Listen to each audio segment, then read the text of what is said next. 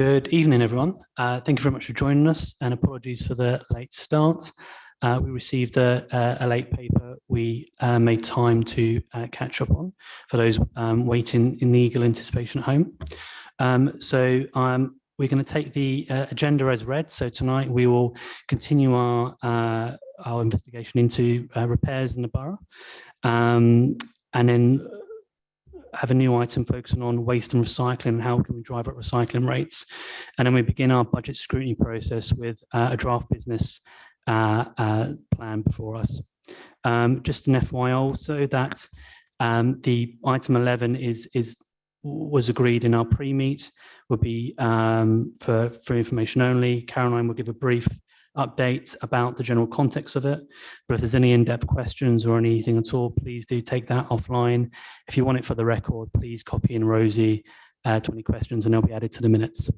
Is that all good? Yeah. Thank you very much. So apologies for absence. I've got Dave Ward who's given apologies, and we've got Councillor Ben Butler who has been subbing for him. Thank you very much, Ben. Do we have any declarations of interest? None? Good. Minutes from the previous meeting, are they being read and agreed as an accurate record? Seconded. I'm okay with what's here. Yeah. There's item. Nick, sorry, if you can speak into your microphone. Thank you. Item 11, agenda item 11. I appreciate it was a private session. Were there minutes to that? So there, from my understanding, there are minutes for that session, but obviously, as you say, they're a private session, and there are also notes taken in the usual way by Rosie. Yeah. So, but I mean, are we going to okay them or not? Those minutes. I appreciate they'd be on green paper, but I mean, it doesn't bother me too much. Well, if it doesn't bother you too much, then, and we've all agreed them, and we're all in that private meeting, then they are seconded. Is that correct? Are we including the minutes that we're not seeing? 1 second, if I just confer with Rosie.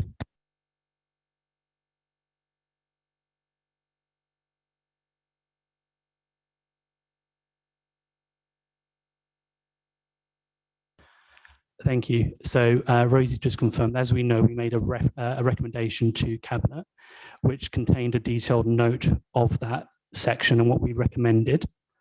So that was passed, and that's part of the official record, and that's been accepted by Cabinet and will be taken at the next Cabinet meeting. So that's already been agreed and accepted by us because we've made those recommendations. Okay, brilliant. Fantastic. Thank you very much. So next item, please. So I think we are due to go through the performance monitoring. 1 second, sorry. Sorry, the action log first. So one thing I want to draw attention on the action log is it's fantastic that we've actually got now the web resource, which is for the first time we're pulling together all our resources on supporting residents and landlords communicate better about how we improve repairs for both in private and social housing. So just want to thank the Cabinet member for making that live. Are there any further actions anyone wants to draw attention to? One thing I want to flag is obviously the emissions-based charging. They're currently on the action log, that will be removed, and the tenants champion update will be given by Nick shortly after this item. And I think one other outstanding item was an issue relating to flooding and Thames water, in the sense of a report we're waiting for. I don't know if officers have an update on that as well, but does anyone else have anything to pick up on that before we go to officers and others? Latchbury first.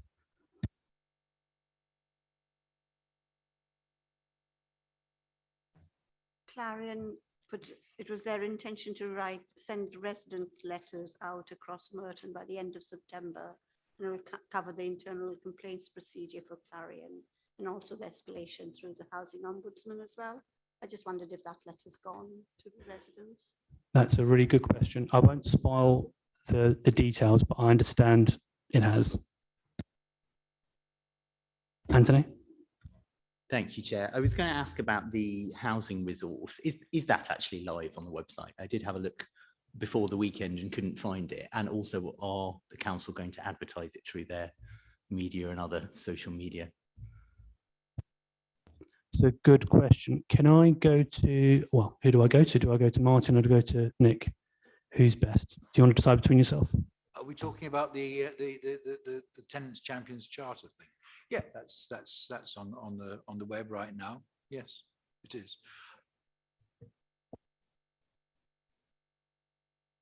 It's under housing repairs. I think what we'll do is after this, we'll circulate the link around to everyone so they've got it as well. I think Anthony's question was about promotion. I can't say I particularly promoted it, Chair, but I was going to give you a short verbal report later on. Cool. As I said and flagged. Thank you. Sorry, Chair, just on that, I wasn't specifically asking about the Tenants Champion. I was actually asking about the Clarion housing resources section in the action log. I think that's one and the same in the sense of the structure from what I saw on the website. But let me circulate that around. And if that's not, then come back to me by email and we'll go from there. Go for it. Yeah, thank you. It's a big improvement, this report, but I noticed the implementation timeline hasn't been filled in, so it would be helpful next time if there's an indication given in that section when things are likely to be done, because then we can easily check with officers when they've been done rather than just sat there waiting for maybe one day to happen. So it would be nice to have that in there, please. No, absolutely. And that was actually a bit of homework for us. So we've gone halfway. So actually from Ben was a suggestion to add that. And now one of my actions to take away is to sit down with those action owners and work out a realistic timetable so that, as you say, we can understand what does green actually mean, what does red actually mean in that context. But thank you for drawing our attention to that. Okay, so unless there's anything from Chris on Thames Water, we can move to the next item. We're not expecting the report from Thames Water, the independent review, until spring. They haven't given a definitive deadline for it, but I wouldn't expect them to be called to this panel probably until after April next year. We'll make sure it's in our forward plan, but thank you for that, an update, so we don't go back to you again on that, unless you get it as a surprise Christmas present. Okay, so performance monitoring. Is there any particular issues colleague want to address us, focus our attention on? I've got a few items.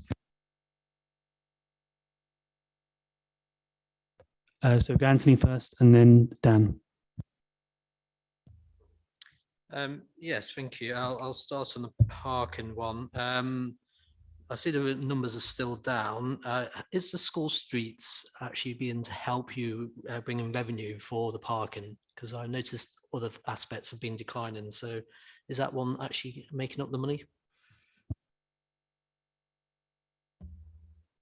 School streets is generating some revenue. So that's being accounted for and is included, I suspect, in the figures there. But as you can see, across the board, parking income is well below the estimate that we set at the beginning of the year.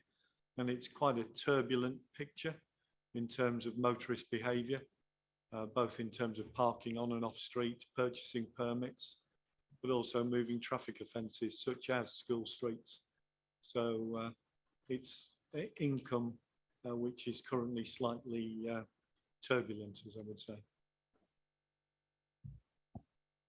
I mean, we talked about this before several times about still the challenges of COVID and realising that as well. Anthony, you had a question. Thank you. I wanted to look at waste management and cleansing. Specifically, I wanted to ask if there'd been any changes to the various performance targets for Veolia around things like fly tips. But also the thing that really stood out was the percentage of street reports rectified within the contract standard time frame, and that sudden drop to 48%. And I wondered if there was any detail on that. And separately, Chair, we used to have a lead for this.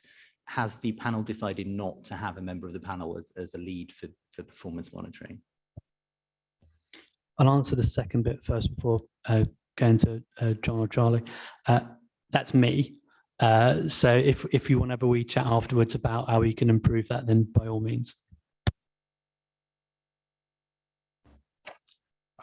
Thank you for the question. Thank you, Chair. In terms of the street rectification within Target, one of the primary drivers behind the reduced level of service that we have received is one which is combating the driver shortage that we've had in the refuse collection services, which draws some resource from the administration hub as well. The nighttime crews, which also typically go out and rectify any reported issues, are not closing down those cases on instruction until they're verified from the management team the following day, which has also reduced the number of rectifications within their time frame. But it's giving us overall a true report of what's happening out on the street and ensuring that the service provider goes back and rectifies those, if not within the closed down within 24 hours, but out on the street, hopefully within that time frame. Thank you. Oh, and the second question, in terms of the target, none of the specific targets within here have been adjusted or altered. Thank you. Thank you very much. I'll just, so we've got Councillor Geraldine Stanford joining us on the phone. I'll just call her in because obviously I can't see her. Geraldine, do you have any questions on this item?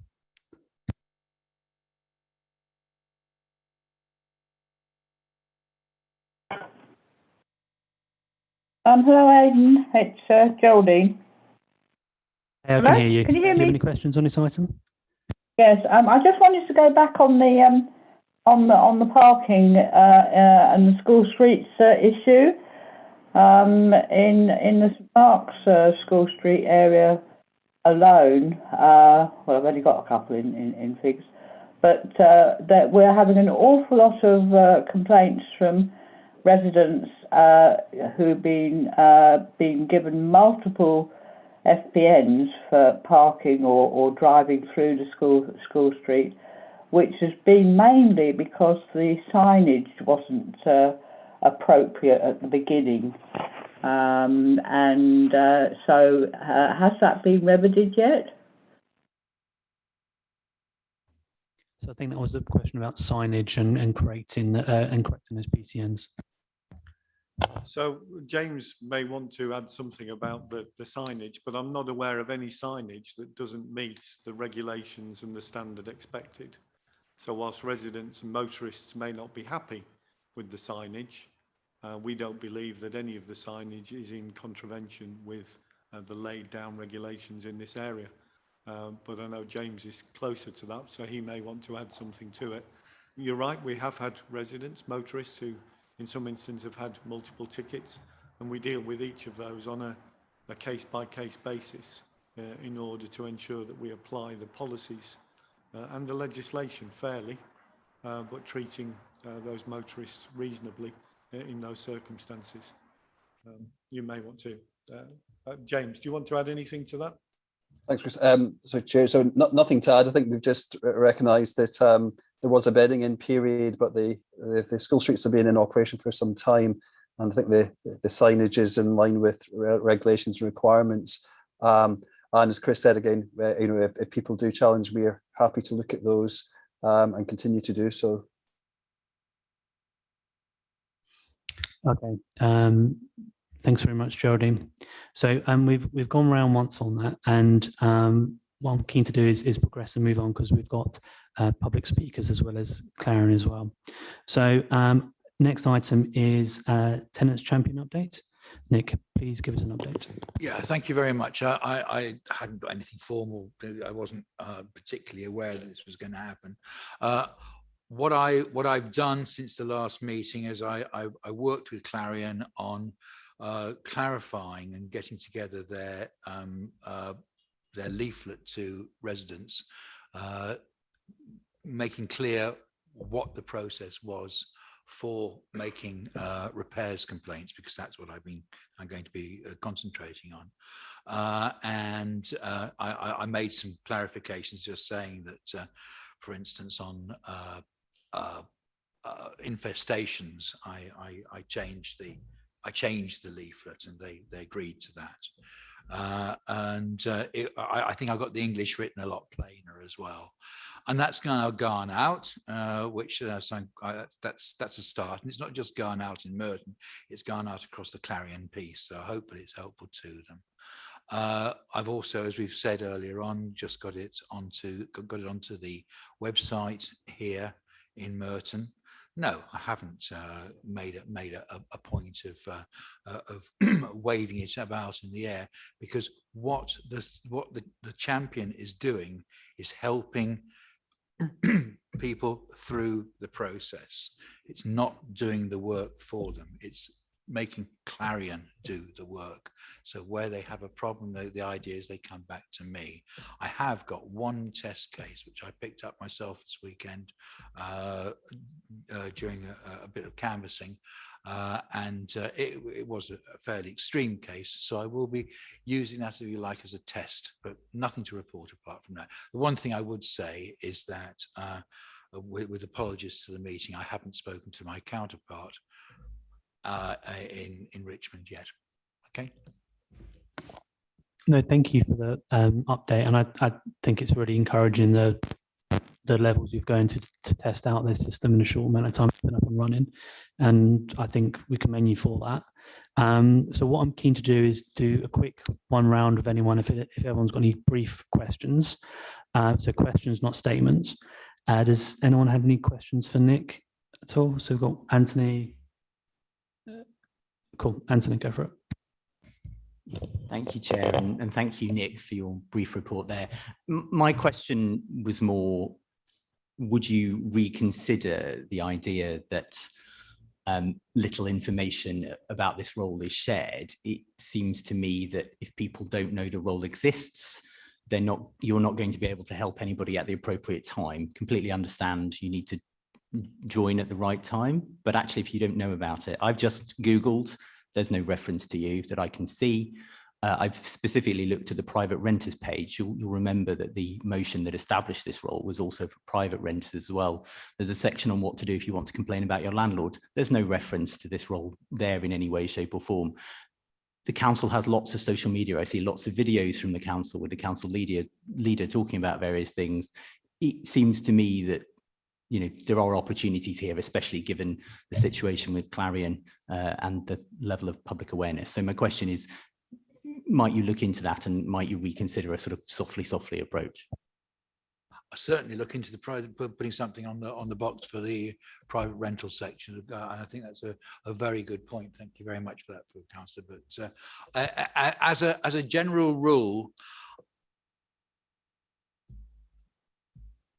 it's a difficult one, because if you advertise it as being something that councillors do with a massive fanfare, then the expectation you're raising is that councillors will do Clarion's work for them. We don't want that to happen.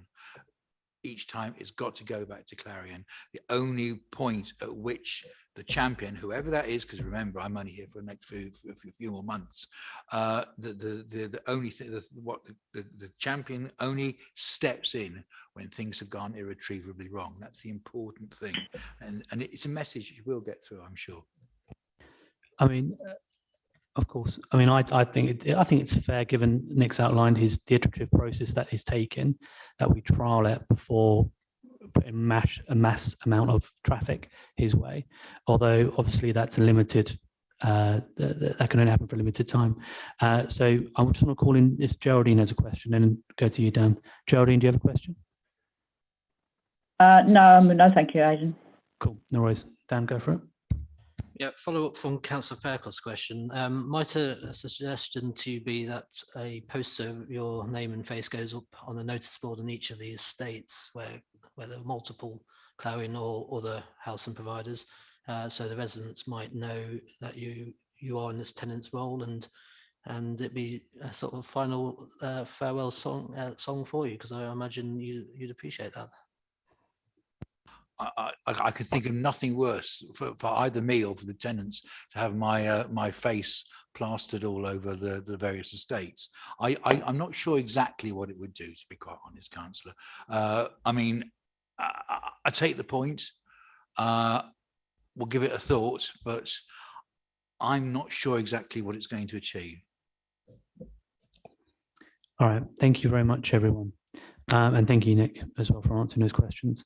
So we go to our public speaker. I'm very, very delighted to have him here, and thank him very much for taking time out of his evening to come here. So we've got Kwadwo Tenaboa, who many of you will know from social media, but also through his work in Eastfields as well before then.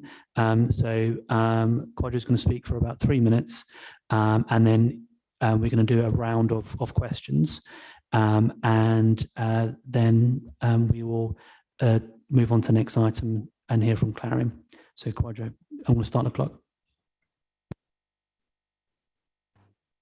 Thank you, and thank you for inviting me down too.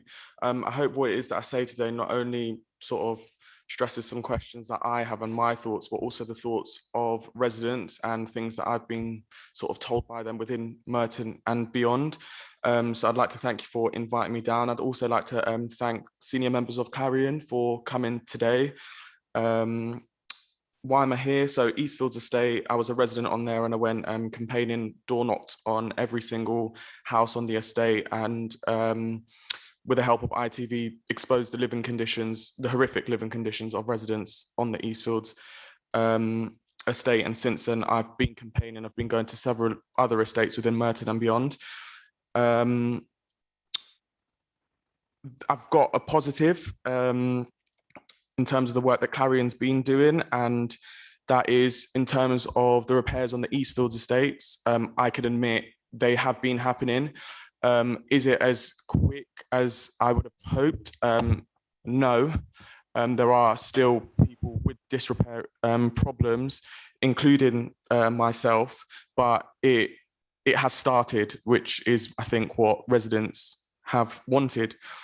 To go on to my concerns now, this is something that I've discussed before with the MP and also head of repairs at Clarion, and that's the use of cheap materials and poor repairs of workers or contractors. This was something that I discussed at a prior meeting, and it was suggested by workmen that had come to my house because my toilet had to be replaced. My new toilet 3 times had to be replaced, and on the final time they said they're just going to change the toilet as the spec that is chosen by Clarion is cheap, and that's why I had reoccurring leaks within the bathroom. However, then Clarion turned around and said it was actually the poor repairs from the workers, which I've also been saying for so long. So that is one of my concerns. Some residents are still finding it hard to get repairs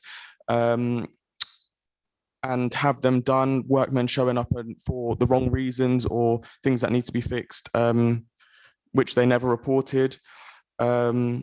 One of my bigger concerns is fire safety. And this is something, again, that I have mentioned to the MP and across Sadler Close. I did request last month on the 18th to have a report back for Eastfield, Sadler and Phipps in terms of when fire safety tests were done. I was ignored and haven't heard anything back, and as we know, fires did occur in the last week on Sadler Close. So that's something I definitely want looked into, because I don't want a second Grenfell to happen, and I think that's a concern of other residents too. One thing I asked of Clarion is to just hold their hands up and take full responsibility, stop passing the blame onto residents not complaining, because they have, and it's almost a bit of a kick in the teeth with them saying that residents should have complained or didn't feel like they could. So that's one thing. Otherwise, I think residents, not just myself, won't trust Clarion no matter what it is that they say. Yeah, there's a lot to say, but I mean, I only have 3 minutes, so thank you. No, thank you very much, and really appreciate the time and your you're a resident, but also your campaigning resident who've drawn this to many's attention. I mean, I've got a few questions, and no doubt the panel will do. Yeah. Can we get an indication of who wants to ask questions? So we've got David, Anthony. I've got a question as well, and Ben. So I'm going to take chair's prerogative. So, I mean, many of us here in the room follow you on social and been following what's been happening since the first reports, and many may have come around your property to view firsthand. When I read your posts, what's challenging for me is when do I act in this? Because sometimes I see a post, has it been dealt with? Has it not been dealt with? What's been the follow-up action? And I know sometimes you come back and say something hasn't been dealt with. I just want to understand how do you think you can add more reflection to see, when Clarion comes out, is there ability to actually then post that so that we can all see, well, you've complained, it's been a week or less, or a day or an hour, or whatever the time frequency is, then we actually know it's been dealt with. Because otherwise sometimes I'm left thinking, God, should I ring them up and see what's going on? Has it been dealt with? And that's just one reflection there. But it's been very heartening following some of the reporting. I know we've talked about some of the separate cases as well. That's a comment from me. Do you want to come back on that before we go to other questions, or do you want to? So in terms of that, no, I think I definitely can. And I know, like you said, you've contacted me in regard to some of the posts that I've put up to check whether they've been dealt with, or chase them up. And I think the reason I make these posts, especially after Eastfields, and I just want to make it clear that the most recent ones, the ones that have happened since Eastfield went out on ITV, are actually from other estates in Merton, or a lot of them are other estates in Merton. And I have been posting them because, I mean, like you said, they are very, very extreme, but very frequent in terms of happening. And I would be more than happy to let council members, yourself or whatnot, know if and when a resident tells me, oh, this is being completed, or it's been resolved, in terms of some of them that I've posted in the last few weeks. An example being a lady that lives on Armfield Estate in Mitcham with the feces that was coming down her kitchen and bathroom walls. She has been temporarily moved out of her accommodation, for example, and put in a hotel, but she doesn't know when she's getting out, and the work in the house hasn't happened for the last 2 weeks. I mean, I'm sure she said it's still in the same state it was 12 weeks ago. And that's, I think, what I was saying earlier about repairs not happening quick enough. Although they're happening, they're not happening quick enough. And these are people's lives at the end of the day. No one wants to have to stay in a hotel for 12 weeks or have feces running down their kitchen or bathroom walls, or have to stay there during Christmas. Everyone wants to go home to a place that they can call home. But in terms of your question, I'll be more than happy to share when it is that residents sort of get are satisfied with the response that they get, or they say it's sorted and it's being completed. As of yet, though, in a lot of cases it hasn't been. No, thank you. That's just helpful, and sometimes gives me peace of mind as well, and saves me messaging. David, you were next. Thank you very much, Roger, for your presentation, but also for all the work you've been doing. Thank you. You've lived there for how many years now? So I lived there with my dad since 2018, and I took over the tenancy last year. And have you found, your father lived there before, did he? He did, yeah. And can you tell me, and you may not have the answer for this, do you have things deteriorated over the years? Or have they always been as bad? I mean, it was in disrepair when we moved in, but my dad and I was in temporary accommodation before then. And obviously we wanted somewhere more permanent. We didn't just want to be passed around through temporary accommodation, so we took it. In terms of over the years, it has progressively got worse. I mean, we've always had mice there. We've always had we did have the cockroaches, rodents and whatnot. We did have damp. A lot of it was there, but in terms of the bigger issues, like the huge leak that happened, meaning I didn't have a living room ceiling for 6 months. That was after he had, the day of his funeral, the leak happened, and then the ceiling sort of caved in, and it was about a year until another ceiling was put back up. Kitchen and bathroom upstairs. The bathroom I couldn't use. I had to go to the gym to shower because it just completely deteriorated. But it was just a thing of feeling like you were ignored and not listened to. And I think a lot of tenants receive that. You complain, but you're shouting into nothing, basically. But to your question, yeah, it did begin to deteriorate. So did you communicated through the official channels to Clarion, to Merton Council? Do you feel that they ignored you totally? Did they come back to you and not do the right things? What was it? It was the fact that I was ignored. I think I always say whenever anyone asks, if they had just put my ceiling back up, none of this would have happened. It's the fact that I wasn't. And I mean, I was forced to upload the inside of my house onto social media. I mean, it was humiliating at the time. I was ready to walk out of work. My mental state was all over the place. And I just felt like there was nothing else I could do. It wasn't until ITV got involved, journalists got involved, that I thought, I'm finally being listened to, and it's by the people that shouldn't have to do that. You're a social housing provider, you provide social housing, we pay our rent at the end of the month. We deserve to be listened to. At the end of the day, we are still human beings.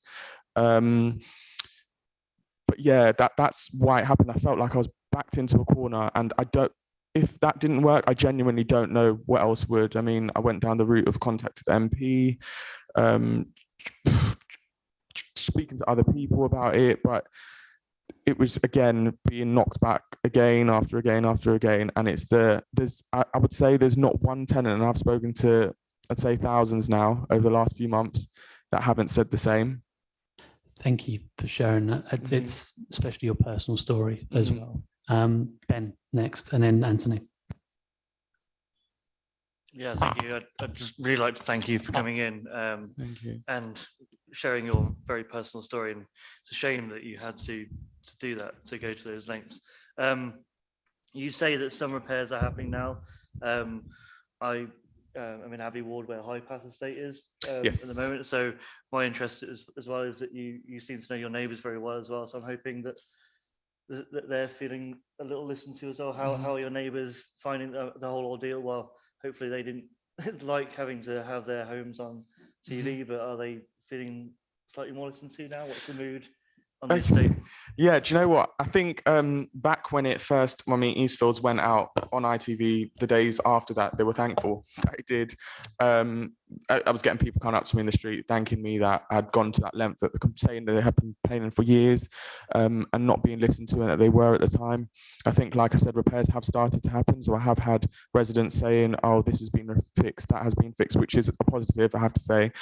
But then there's residents saying things were fixed but are now in disrepair again. An example being my ceiling, which I've spoken to Clarion about, my new bathroom that was put in, the roof was fixed, and there wasn't a leak until a few weeks ago, and now my ceiling is wet to touch, basically. And this morning I went up there and it's got progressively worse. The wall is now wet to touch too, and can't explain the mental strain it has on residents, having to sort of go through that constantly. You just feel as though, again, after nothing's ever going to get fixed, and it's very depressing, I have to say, very, very depressing. But I think, like you said, I hope it's sort of inspired people, whether that be on Eastfields or other estates, to actually speak to their neighbours. I think that's the most important thing, because you think you're alone and it's just happening to you, and that was my mistake. It wasn't until I went round, and thank goodness I did. But no, they were thankful it happened, and yeah, I just hope it inspires other residents to feel like they should have a voice, because they should. At the end of the day, we are all human beings, no matter your background, whether you're a social housing tenant, you live on an estate, you're still a human being and deserve to be treated like one. Thank you. And Anthony. Thank you, Chair, and thank you very much for telling us your story and the sort of horrendous nature of it. I say this slightly tongue-in-cheek. I'm glad they didn't fix your ceiling, because you wouldn't have done this. Yeah. And actually, it was important that you did, albeit I don't envy you the situation that you found yourself in. I wanted to ask your views on two aspects, if I may. The first is around, my ward doesn't have any estates in it, but it does have individual 1s and 2s flats that are housing association flats. And whenever I talk to housing association tenants, within a few minutes, they can usually tell me of problems that have gone unfixed. Usually they're not hugely major, but you know, it's the mental strain, isn't it? It's the kind of not being listened to. And I wonder if you got a sense from your neighbours and the people you talk to of whether they were complaining about things but nothing was happening, or whether they just weren't doing it anymore because nothing had happened in the past. So that's the sort of first bit of my question. Is that a sense you got? Which way was it? Majority of the time they were complaining and had been complaining for a very long time. I saw proof of this. I saw emails, correspondence, letters, whatnot. There was the odd resident that had complained hugely in the past, but had just given up. It was rare that was the case, and they were still complaining but being ignored. There was one resident, for example, that I know won't mind me sharing this today, off of the Eastfield estate, but only about a week or two ago, she moved with her family actually, and she worked with us on the ITV piece, but she had been complaining, wasn't listened to, and just said to me, I said to her, I will try my best to help you. If you want to change your mind now. She decided not to, moved out of London, off of the Eastfields estate, because she just felt like she had been complaining for years. The ITV piece had come out, obviously. We would have expected her to be helped in that case. She wasn't, felt like she had to go. So residents definitely 1000%, I have no doubt, have been complaining. I don't think that can be used or should be used as an excuse, because it is a huge kick in the teeth, like I said. But again, there's only so much times you can scream at that one organisation or person and be ignored and think, what's the point? You're not being listened to. And it is sad. It is sad because, like I said, it ruins. These are people's lives. I think people forget sometimes that although they're phoning up and you get to go home at the end of the day, these people are forced to live in lockdowns and through holidays, through Christmases like this. Yeah. Thank you. And so I suppose my question is then, what has changed since the ITV piece, if anything, either in terms of process or general reactiveness? I mean, I was worried by the fact that the repairs that you've had done, you're already seeing problems with, but I just wondered, has anything actually changed, or is stuff just happening a bit faster? Things are happening a bit faster in terms of, obviously now we've got an office on the estate that residents know that they can go to. I'm not entirely sure how well it's working, but I know residents now know that it is there and can go to it. But I mean, there's only so much you can do in terms of that, whereas we need real change. I mean, like, for example, like you mentioned in my case, and there's several people that have had things fixed and it's now damaged again and they're in disrepair. And I believe it is down to poor workmen, because I've had to have them come back 5 times on some occasions to get one thing fixed because it's not done properly, or they've done such a poor job at it. And so many residents, and on top of that, the fact that the suggestions, cheaper material is being used, because how sustainable is that? How long? And at the end of the day, it's going to cost Clarion more money sending someone out to constantly be repairing something than just to do it properly in the beginning. So hand in hand with both of them, it's just never going to work, I don't think. But it has, I mean, like I said, on the Eastfields estate, it has got repairs have sort of sped up or been happening. That's just on Eastfields though, I want to make that clear. Okay. Geraldine, do you have a question as a ward councillor as well? So Geraldine's dialing in. Yes, I do, yes. Yes, I'd like to go back to the issue about complaints about the standard of work by the subcontractors in the main. For many years, before this all started, you know, a couple of years ago, the COVID stuff, but for many years I've been having complaints from residents in Clarion properties across Figs Marsh, because we've got quite a lot across Figs Marsh, as you probably all know, complaining about the standard of workmanship when they did get repairs or maintenance issues sorted. And the names Smith and Byford, NG, were always coming back from people saying, you know, they fitted the wrong equipment, you know, it's falling apart, you know, a week after it's been installed. So I did at the time, and it's probably before I joined the Sustainable Communities panel, that I asked Clarion if they actually monitored the quality of workmanship from their subcontractors to ensure that it was of good quality. Now, I never, as far as I can remember, I never got a response to that. So I'd like to ask them again, Clarion, if they do monitor regularly the workmanship of their contractors. And I'd like to thank the gentleman who set up the ITV interview and stuff. I'm sorry I forgot your name, but I understand completely the stress and strain that this has had on tenants over the years. I've got, I've had instances where people are literally, yes, along from the fact that people are getting out of Clarion properties and moving away or to other boroughs or whatever as soon as they can to get somewhere decent and reliable to live in. But I've also had people, who are actually, on the verge of a nervous breakdown because of all the stress and the strains that it has on their life. And it's well, inhumane, if you like, is the best way I can put it.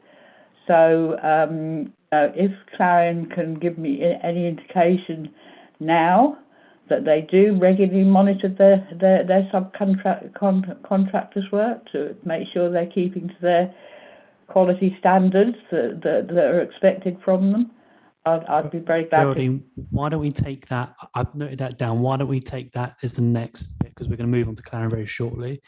Do you have a specific question for Quadra other than his work and drawing attention to this issue? Okay. Super. Okay, I think no. And Dan, final question, and then I'm going to wrap up. Yes, thank you for telling us about the things on your estate and other estates. We were told at one of our meetings a few months back that really we should be complaining to the House and Ombudsman. So, and we were told that residents will be informed about this. So are you and other residents aware that this mysterious organisation exists as some authority above the council and Clarion for that matter? So are you aware, and is that something that residents now begin to use? In my case, no, I wasn't aware of it until about a week and a half ago when I saw it on ITV because they were being questioned as to why they weren't responding to social housing tenants. So I wasn't aware, and other residents aren't aware either. I think they think it's like just their MP that they can go to or whatnot. Or there's been residents that have complained to the Ombudsman. It's been such a drawn out process and so long that they just think, what's the point? I mean, from my own experience, they're not holding organizations fully responsible for what it is that they're doing. And I mean, in black and white, it's in some cases risking people's lives in some situations. So although they are there, it doesn't feel as though they're there for us. Okay, last but not least, our tenants champion, Nick. It's actually not, it's just a point of information. The leaflet I was talking about, which has now, I'm told, gone out to all tenants, all of Clarion's tenants throughout Britain, does actually have a clear section on the Ombudsman. It's towards the end of the leaflet, but it's there. It is quite clear. No, thank you for flagging that. It's good to know. So Quadro, thank you ever so much for coming. I appreciate this is the first time you've come to this setting to talk and share your story. I mean, we've heard a lot about the challenges you and your family have gone through and getting the support you need, but then also that there has been a change in dynamic. Unfortunately, it's taken the steps that you took to get there, but we are starting to see some repairs starting to happen, and you want to see that continue and tend to increase in terms of speed and response to residents. And there are some obviously challenges there in understanding about how workmanship is done and also about how what is the sort of monitoring processes and how that works. And fortunately, we've got obviously Clarion here today to address that, and no doubt they will do in their next item. So thank you very much again for taking the time, and I no doubt will speak to you at some point in the future. Yes. Thank you. Thank you. So our next item then, so obviously we've got colleagues from Clarion to come and present, and it's good because they've heard some of the challenges there, and we know some of the progress as well. So I'm going to leave them to introduce themselves first, and then to obviously give a brief overview of the report that you've got, but predominantly talk about progress and some of the challenges and opportunities that are in next steps for the next 5-10 minutes or so.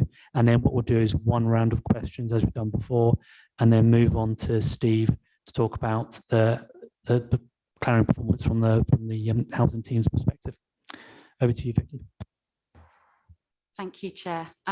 Hopefully everyone can hear with my mask on. It's just that we sat together. So I'm Michelle Reynolds, Chief Customer Officer.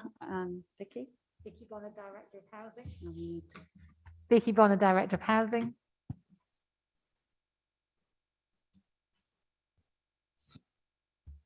So Marek Whitcoe, Regional Director for South London. And I should just introduce Marek as obviously John Furman has moved. So to make sure that we get a fresh perspective as we do from time to time, John Furman has moved to become Regional Director for our North and East. And Marek, who is our Regional Director for the North and East, has moved to South London. So Marek is the new Regional Director and has been with us 2 weeks. So he's here today.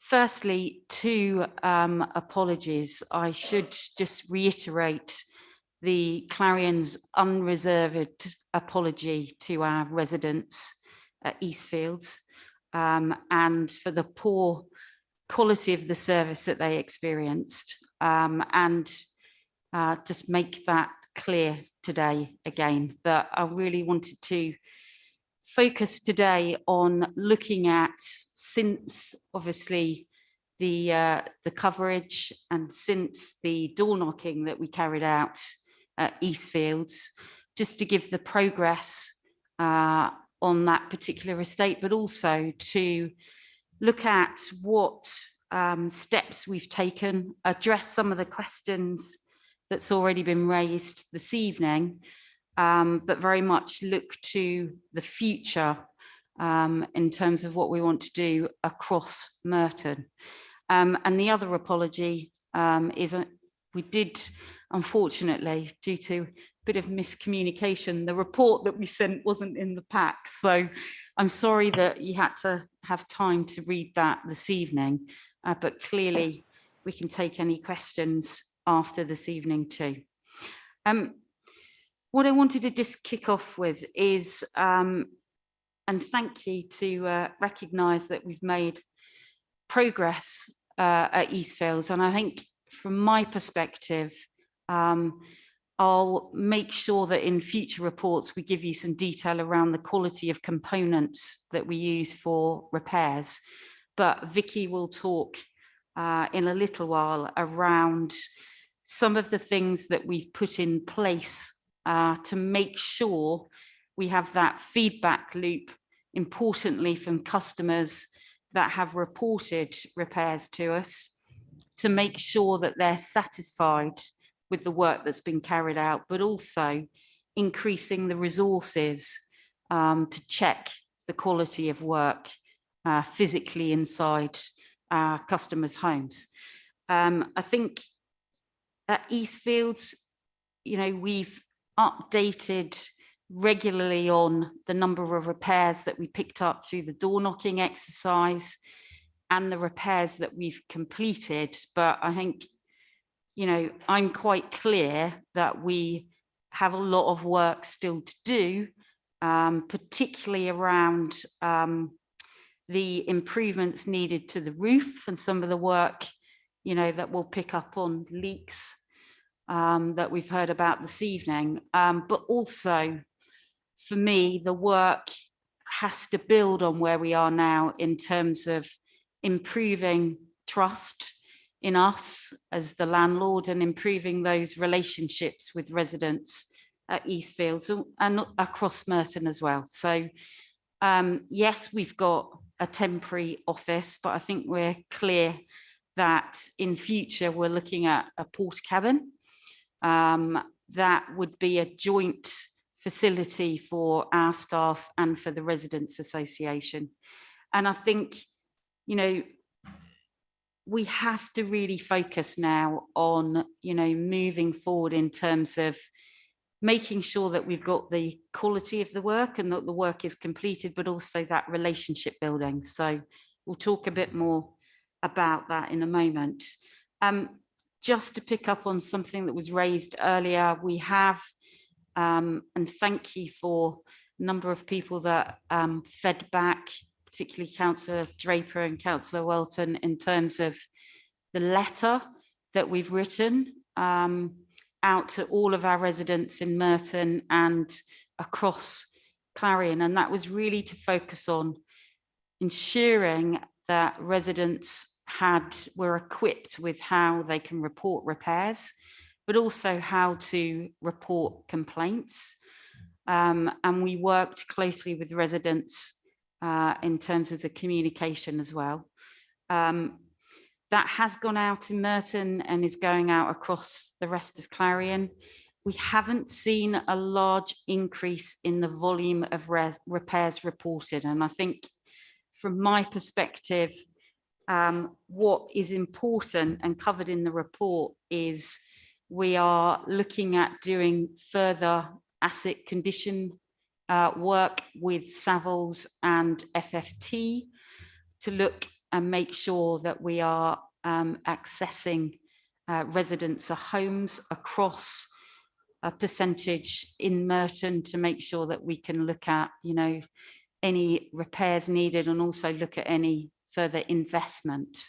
I've covered in the report the investment that's already ongoing across Merton and probably take some questions on that. The focus now across Merton is that trust, customer and community engagement. And one of the areas that we're looking at, and it will take time over the next sort of 2 years, is to have engagement at a very local level at our estates in Merton so that we can gauge the relationship or the trust in us as a landlord and what the priorities are for improvement with our residents. Very much focus on different priorities, be that on some estates, I know parking is a challenge, and, you know, addressing what residents would like to see from us as their landlord and how we can build up that community, you know, trust and sustainability. So we're quite clear that, you know, this is going to take time, as we said. We're making progress, but, you know, we have to make sure that residents have that trust in us, and that will take, you know, time into the future, but we are fully committed to that. And I'll probably pass to Vicky now just to update on some of the things we've put in place. Thank you. Thank you, Michelle. So we recognise, I think that for the straightforward repairs, we are better at getting them done and done to resident satisfaction. And our satisfaction last month with routine repairs was at over 89%. What we do recognise is that for the more complex repairs, where you might need more than one visit, you might need additional materials, we recognise that these are coming through more in complaints and inquiries from MPs. So we need a more structured approach to dealing with these more difficult repairs. And one of the things we have done is we've employed some more resident liaison officers. And so for the more difficult complaints, they will work with the residents and work with our with Equans, our you know, repairs contractor. And one of the things they will do is they will be ringing and visiting residents after they've had the repairs done in some circumstances. So to pick up the point that Kwadwo raises as well. One of the other things is as well, you get some repairs which are too small to be a planned repair, but too big to be a day-to-day repair. And actually what we're doing is we're developing a specific surveying resource to identify, specify and award works that are bigger than a normal repair, things that might take 1 or 2 more appointments. And we need some more project management around that. So recruitment is underway for that team as well. And one of the key things is just about making sure that the residents informed about all of that, because I hear what Kwadwo says about sometimes we don't get it right in terms of letting the resident know when we're going to do something. So we need clear processes and handover processes for all of that. And alongside that, we're working with our contractor Equans to make sure that they've got a specific team in their structure, which can mirror our customer solutions team. So if we have got an issue, actually we can improve the communication between us and Equans, which ultimately will lead to a better service for our residents. So they're just some of the things that we're doing to recognise the fact that some repairs are more complicated and we need to put in more resource and time to get those ones right. Thanks, Vicky. And I think just lastly to hear from Marek on his 2 weeks in experience, but also one of the things that we're keen to look at is visibility of Clarion in our neighbourhoods, and he'll pick up on that. Thank you. So yeah, it's been 6 days, so not quite the 2 weeks, but I think one of the first things I've been tasked with is the development of a customer engagement strategy for Merton. As I say, in the first 6 days, I haven't really had much opportunity to do anything other than walk around the estates, speak to as many customers as I can, speak to the staff on the ground to really try and get myself up to speed with Merton. And I've been doing a similar job for 4.5 years, but this is a totally different range of issues. And as I say, over the next 2-3 months longer, I think my job is to listen. And I really appreciate kind of Kwadwo coming in and speaking. It brings me up to speed with where we were. And ultimately, I keep saying that, you know, I've come into this situation 4 months late insofar as so much work has already been done, is underway. The additional resources are really starting to have an impact. The assistant head of housing, that direct communication on the complex repairs. We've got a complex repairs surveyor, a disrepair surveyor.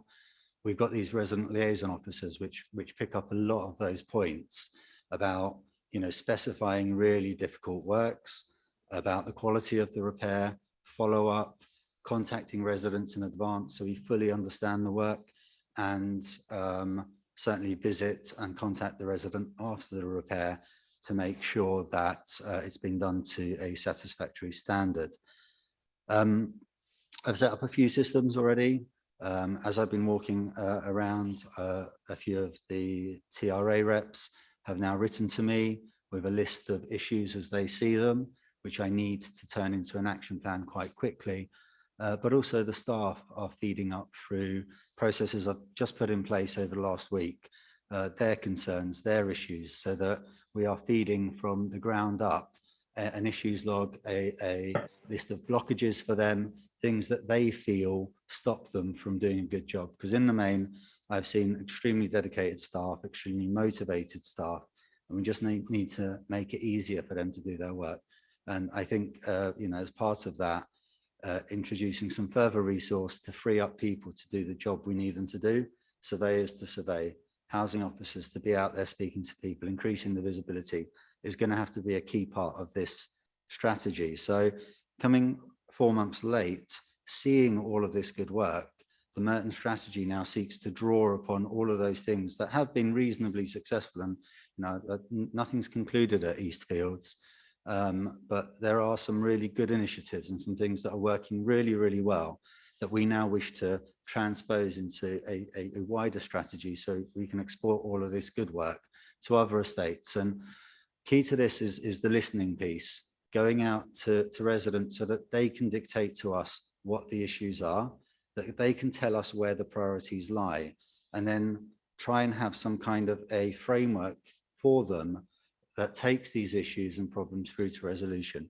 And that will be through this complex repairs team, through the RLOs, that will sit there and be transposed from estate to estate to kind of try and get maximum benefit out of these additional resources. And that will obviously adapt over time. As I say, I'm 6 days in, but ultimately the voice for residents using the Merton Community Panel to dictate the priorities is step one.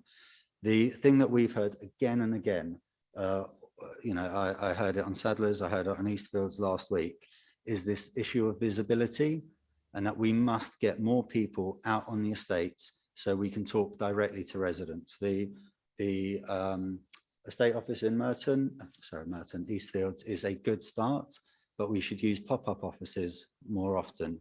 Door knocking was really successful at Eastfields to get issues raised that weren't coming through the traditional routes. So that's important that we continue with that. But just general visibility of our staff, making sure that we're accessible, making sure that we're getting back to people has to be core to that strategy.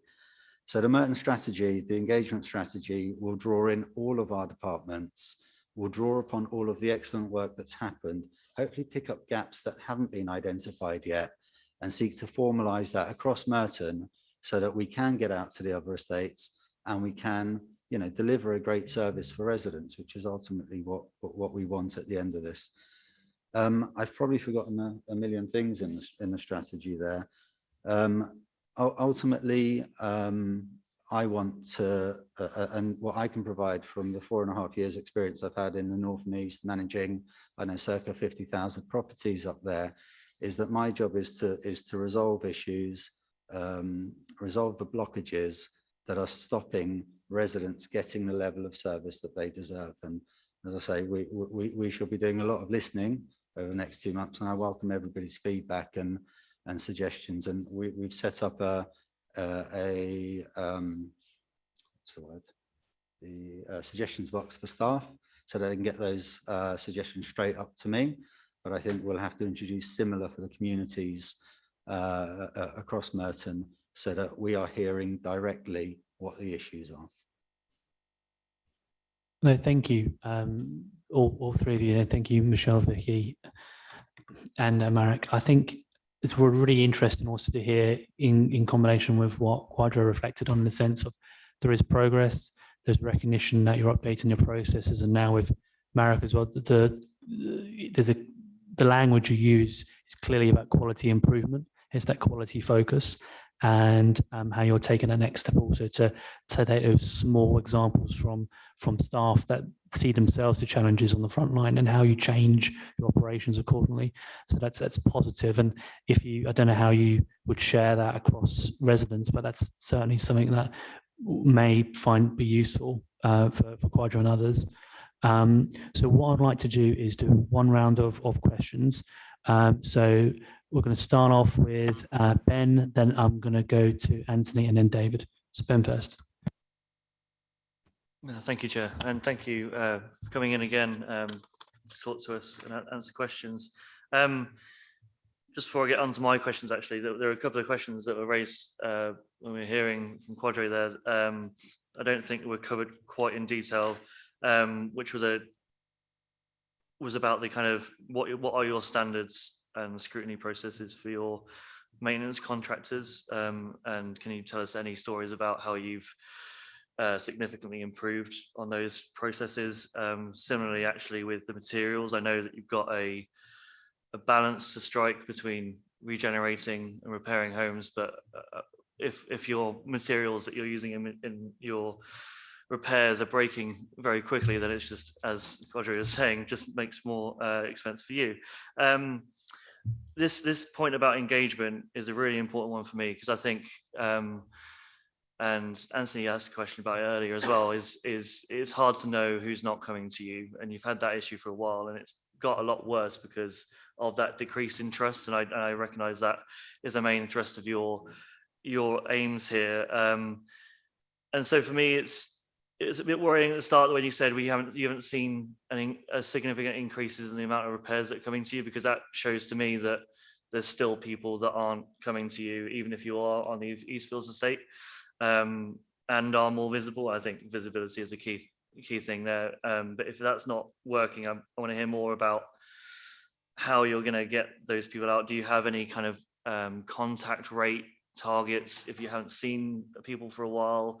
These are the types of things that, as councillors, we door knock. You know, they might not go out. They might be vulnerable and not able to come out and see you on the estate itself. So I'm glad that those door knocking exercises are happening, but it seems like there's still a lack of trust there that's not translating. And my last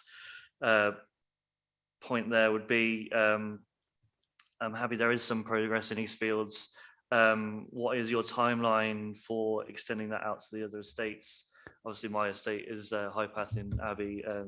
I'd obviously want more improvements across Merton total. So I'm eager to see any improvements you've been making in Eastfields to spread to those areas. So a wide range of questions there, but yeah, thank you.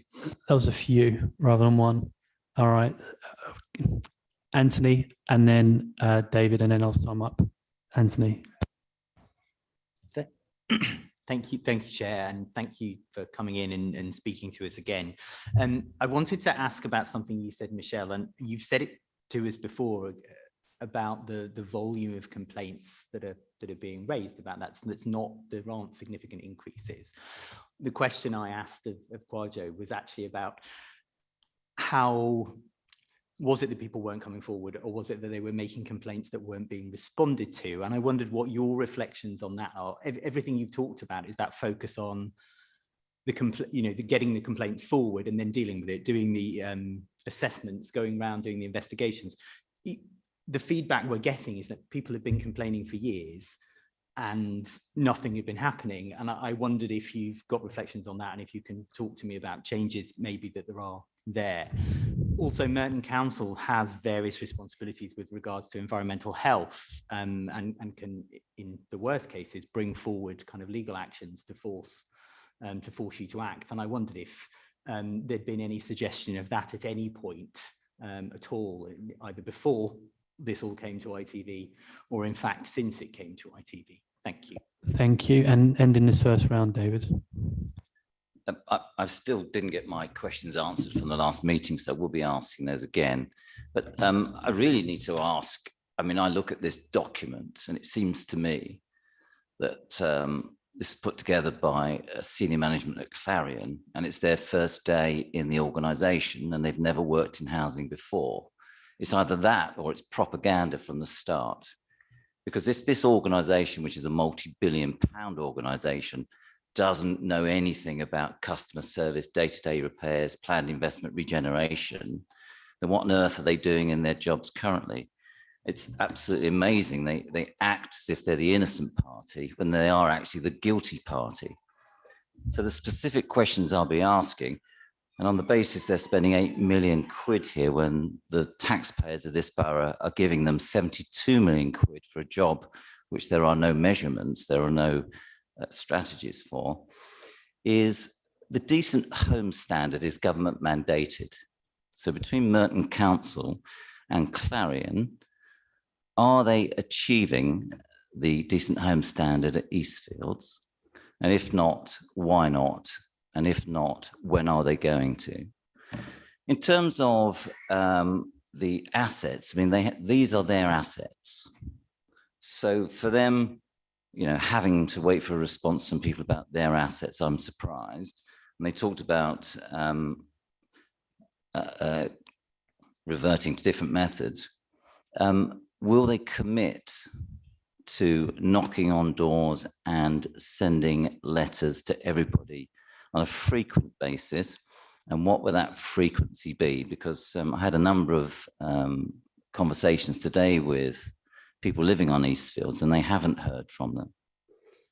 And in terms of repairs, what's the plan? So the first one's about decent homes. The second one is about frequency of contact. The third one is about the outline planning permission. So the plan was put in 2017. That was approved in 2018. And since then, these people here, these innocent people, know nothing about their own estates, have put in some non-material amendments. And I want to know if the non-material amendments that Clarion have proposed, but not clarified with residents nor this council, mean smaller rooms, smaller properties, less balconies, and less garages. So it's 4 specific questions on top of the 2 questions I asked last time and did not get an answer to. Thank you, David. So if I can do a hopefully helpful roundup to all this. So Ben talking about building off points before about relationship with the contractor in terms of process materials, and linking with actually one of David's latter points about the letter is that that's assume the start, not the finish of the more physical engagement. So are you going to redo that again? And if so, how would you test that approach? Anthony's point about, again, the same challenge with building that relationship up, and also, again, on relationships with the council, how has that respectful challenge been, and has been any points on that relating to, I think you talked about environmental standards there, Anthony. And then finally, on David's point about how, I think the question is more, what standard have you been measuring your homes against? If it is not the decent home standard, and it's also about probably clarifying a bit more on the regen timetable and about those non-material amendments to planning, if you can talk about them now, and if there's anything else you can add in terms of the quality of the houses you want to replace the existing stock with in terms of size and scope. If there's any of those questions you can't answer now, do respond in email. They may or may not be technical in nature. So I'll leave it to Vicky and Michelle and Marek to fill out those, and I'll come back to you if I don't feel if there's response. Thank you. Thank you. So just in terms of the letters, first of all, I think what I was clarifying earlier was that after sending the letters out, we hadn't seen an increase in volume. We're doing a repair every 10 minutes in Merton. So clearly we've got volumes of repairs already coming through and being reported and completed. But since the letters went out, the increase in volume hadn't happened. So just to clarify, yes, that's the start.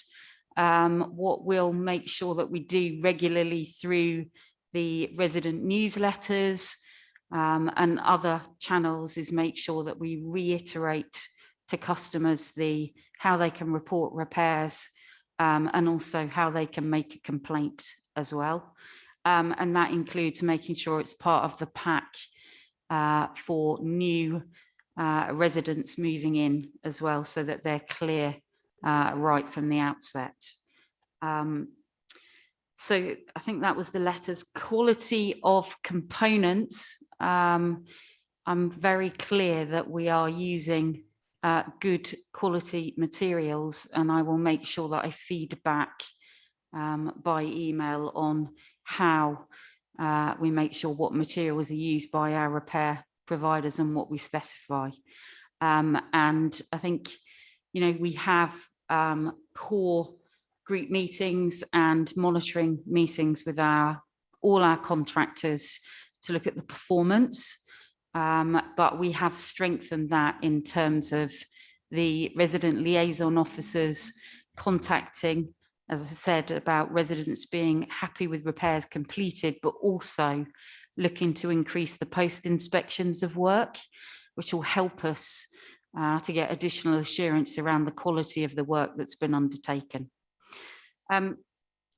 I'll have to come back in terms of the detail on the regeneration, but obviously what's important for the residents at Eastfields, High Path and Ravensbury is that we are regenerating those homes at the estates, and that's obviously the focus. And what that means is that residents have new homes of a good quality and also sustainability, and they are making sure that they are adequately housed in terms of the household need.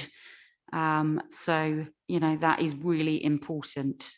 And obviously that picks up that the homes, the decent homes, is the regeneration of those homes. That is, what we're looking to achieve. Just, sorry, looking at the gaps in the question. No, I think lots of you have raised a piece around trust and engagement that our residents have. And we know we've got more to do there.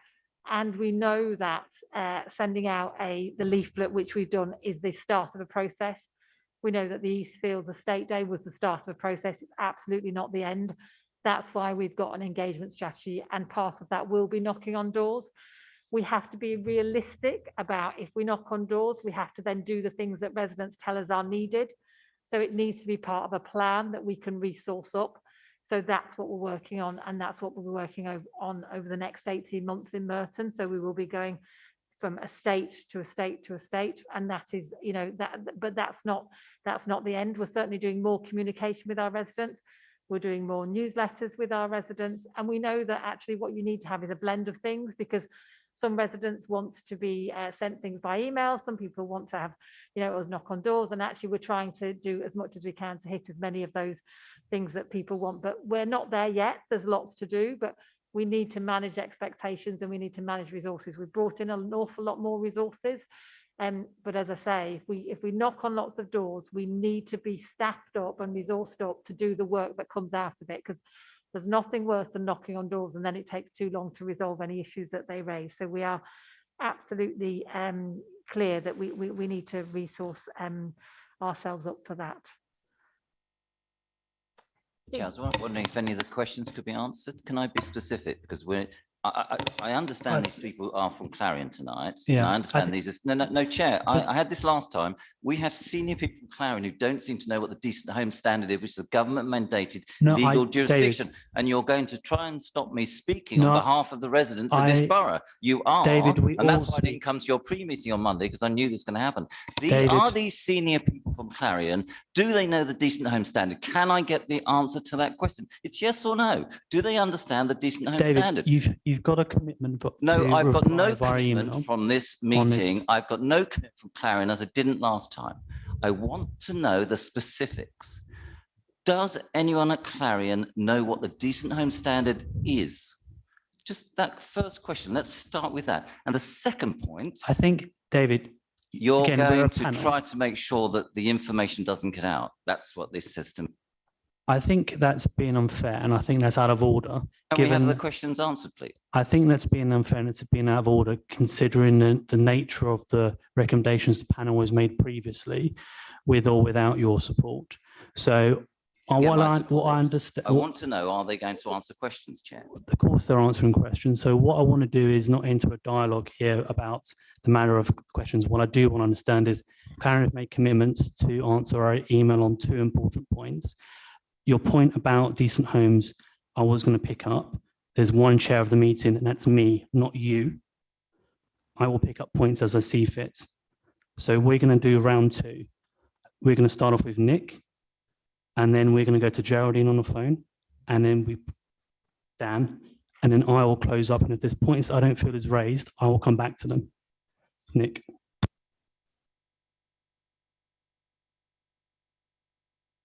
It does work. Right.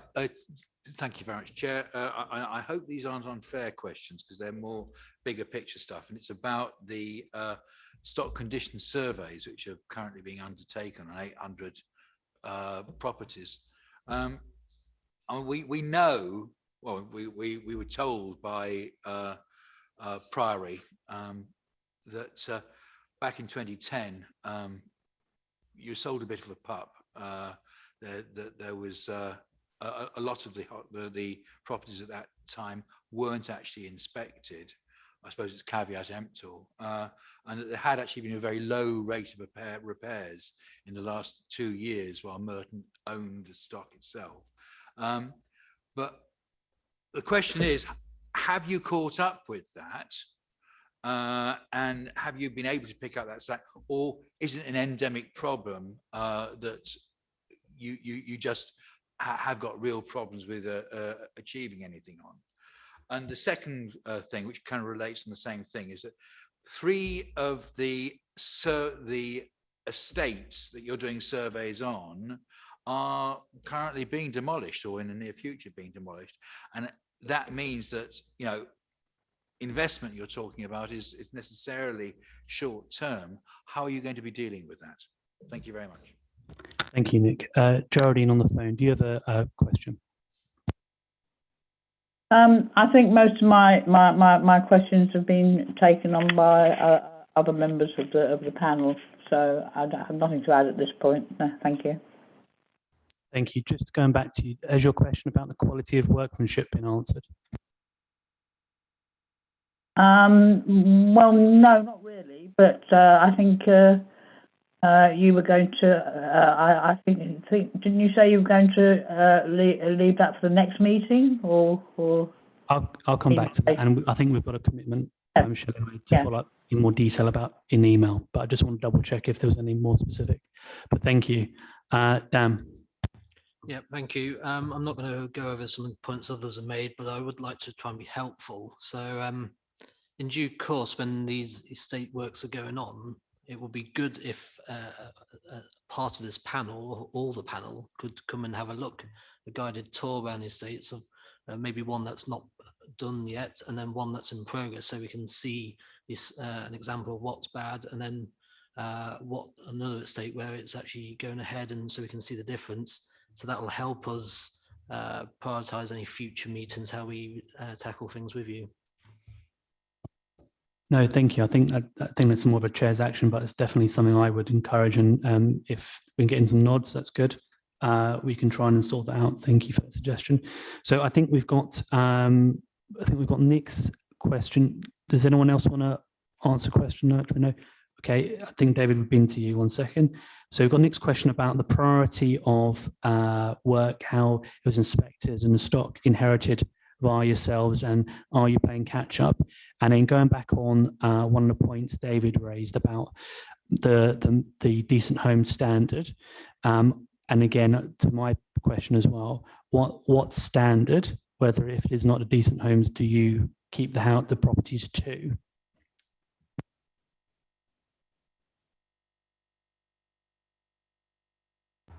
Okay, thank you. I think one of the things that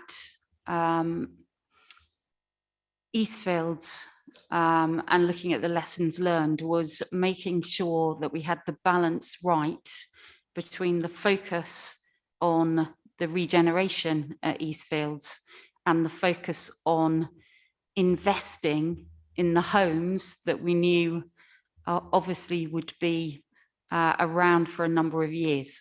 So in terms of the stock condition work that we're doing, FFT are looking across the 3 regeneration estates and looking at the short and medium term investment that we have already in our programme, and whether we needed to do, or what was the gap in terms of any additional investment that was needed until homes are regenerated. So I think that hopefully is clear, Councillor Draper, on those estates. And then Savills across the other estates. I think, you know, I have shared previously, and I haven't got the figures to hand, the amount of investment that has taken place since 2010.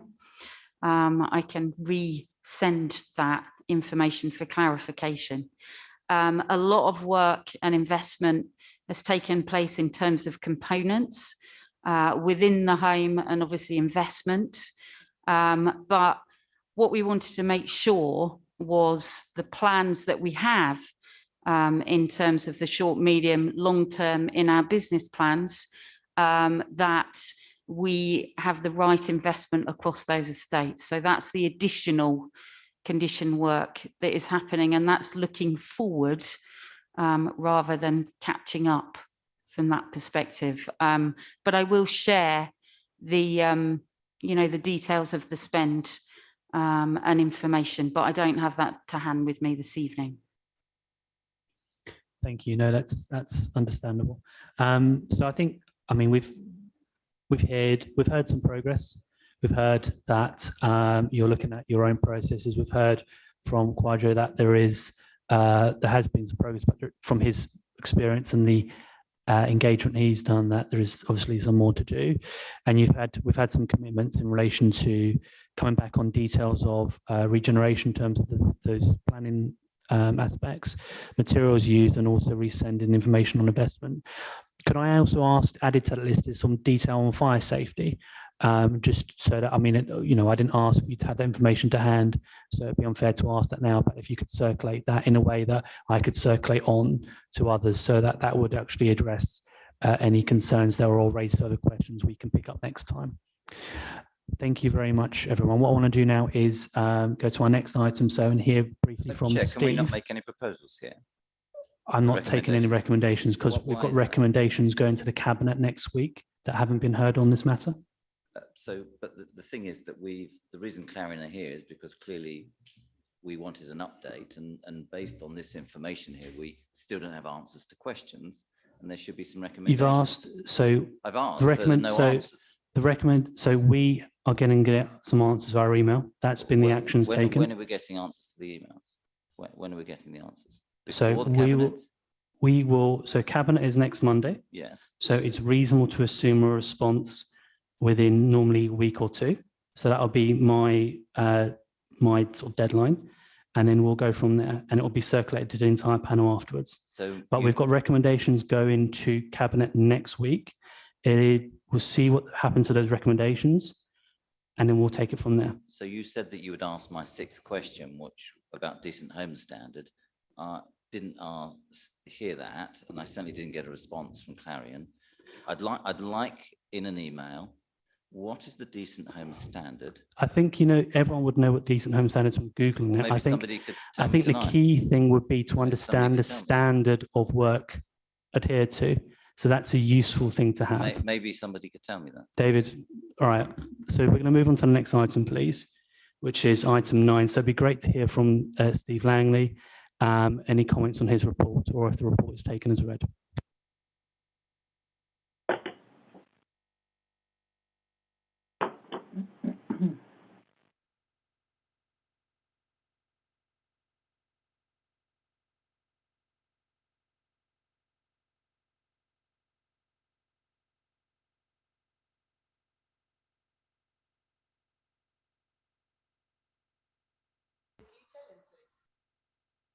Yeah, Steve, unfortunately, we can't hear you.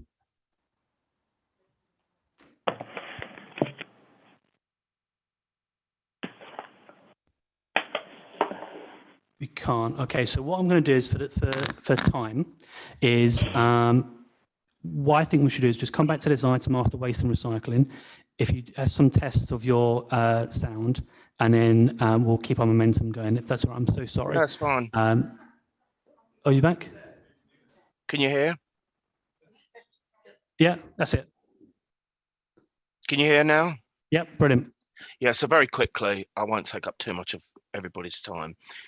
I think what emerged this evening is that housing isn't just about the bricks and mortar. It is about people.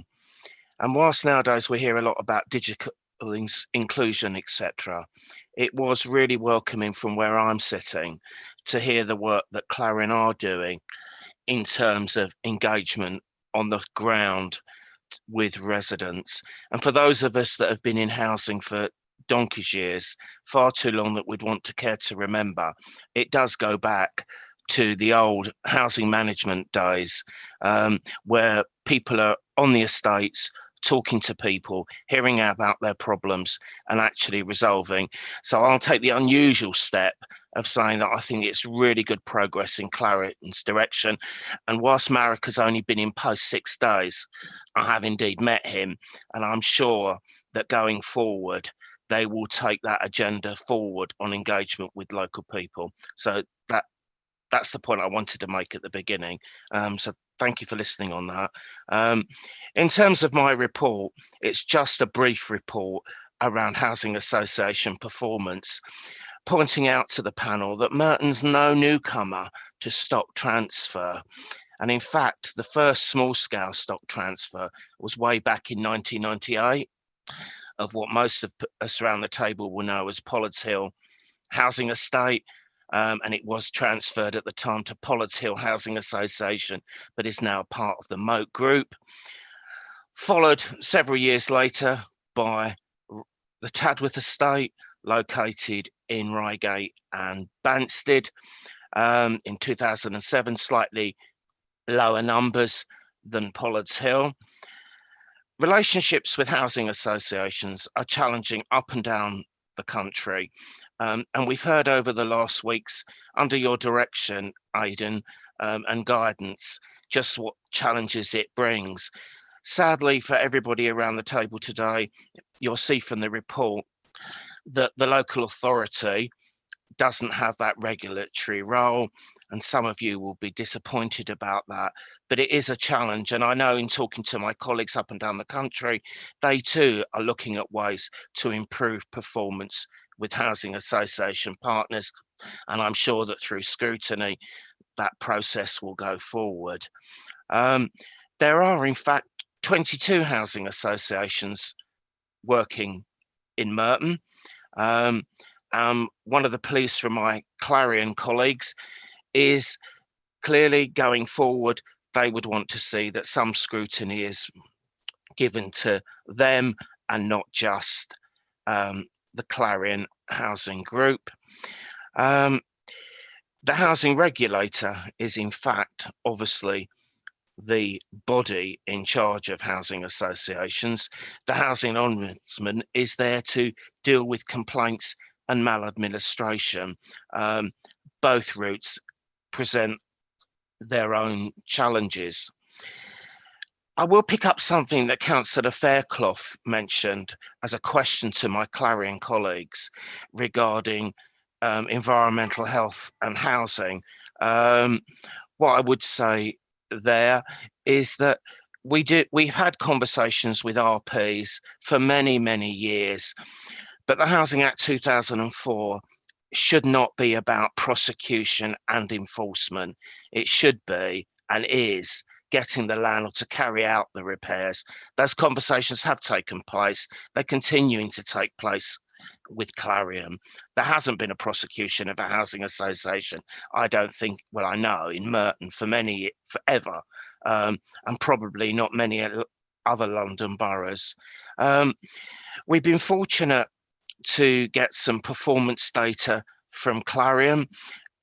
By itself, people may wonder, well, that's hardly a big feat just to have a matrix of performance data. But in fact, you know, it takes some time, some persuasion by our Clarion colleagues, and you'll see in the report what we currently possess, which can be modified as the weeks and months move on.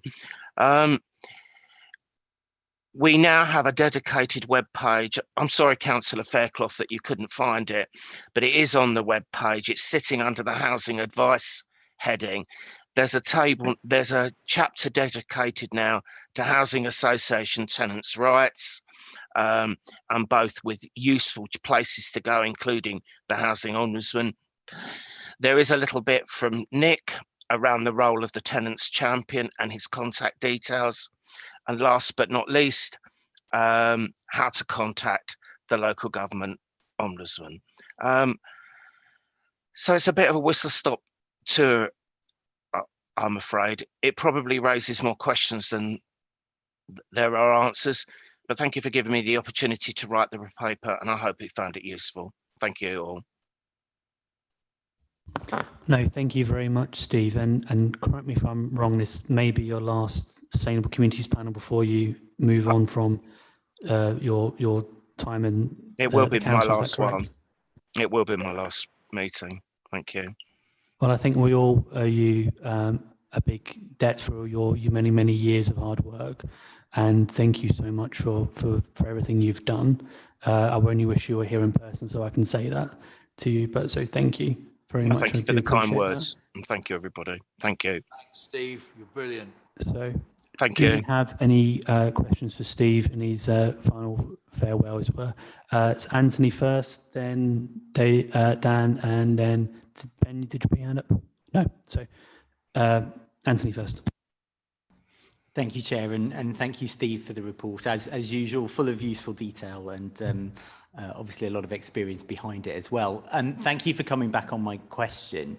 And I think the reason I asked the question I did was the information we've had from various sources, but most specifically from Quadio tonight, was lots of complaints going back a long time and lots of frustration. And I'm sure some of those complaints and frustration made their way to the council. We know they made their way to the MP, but we're fairly sure that some of that would have brought its way forward to the council as well.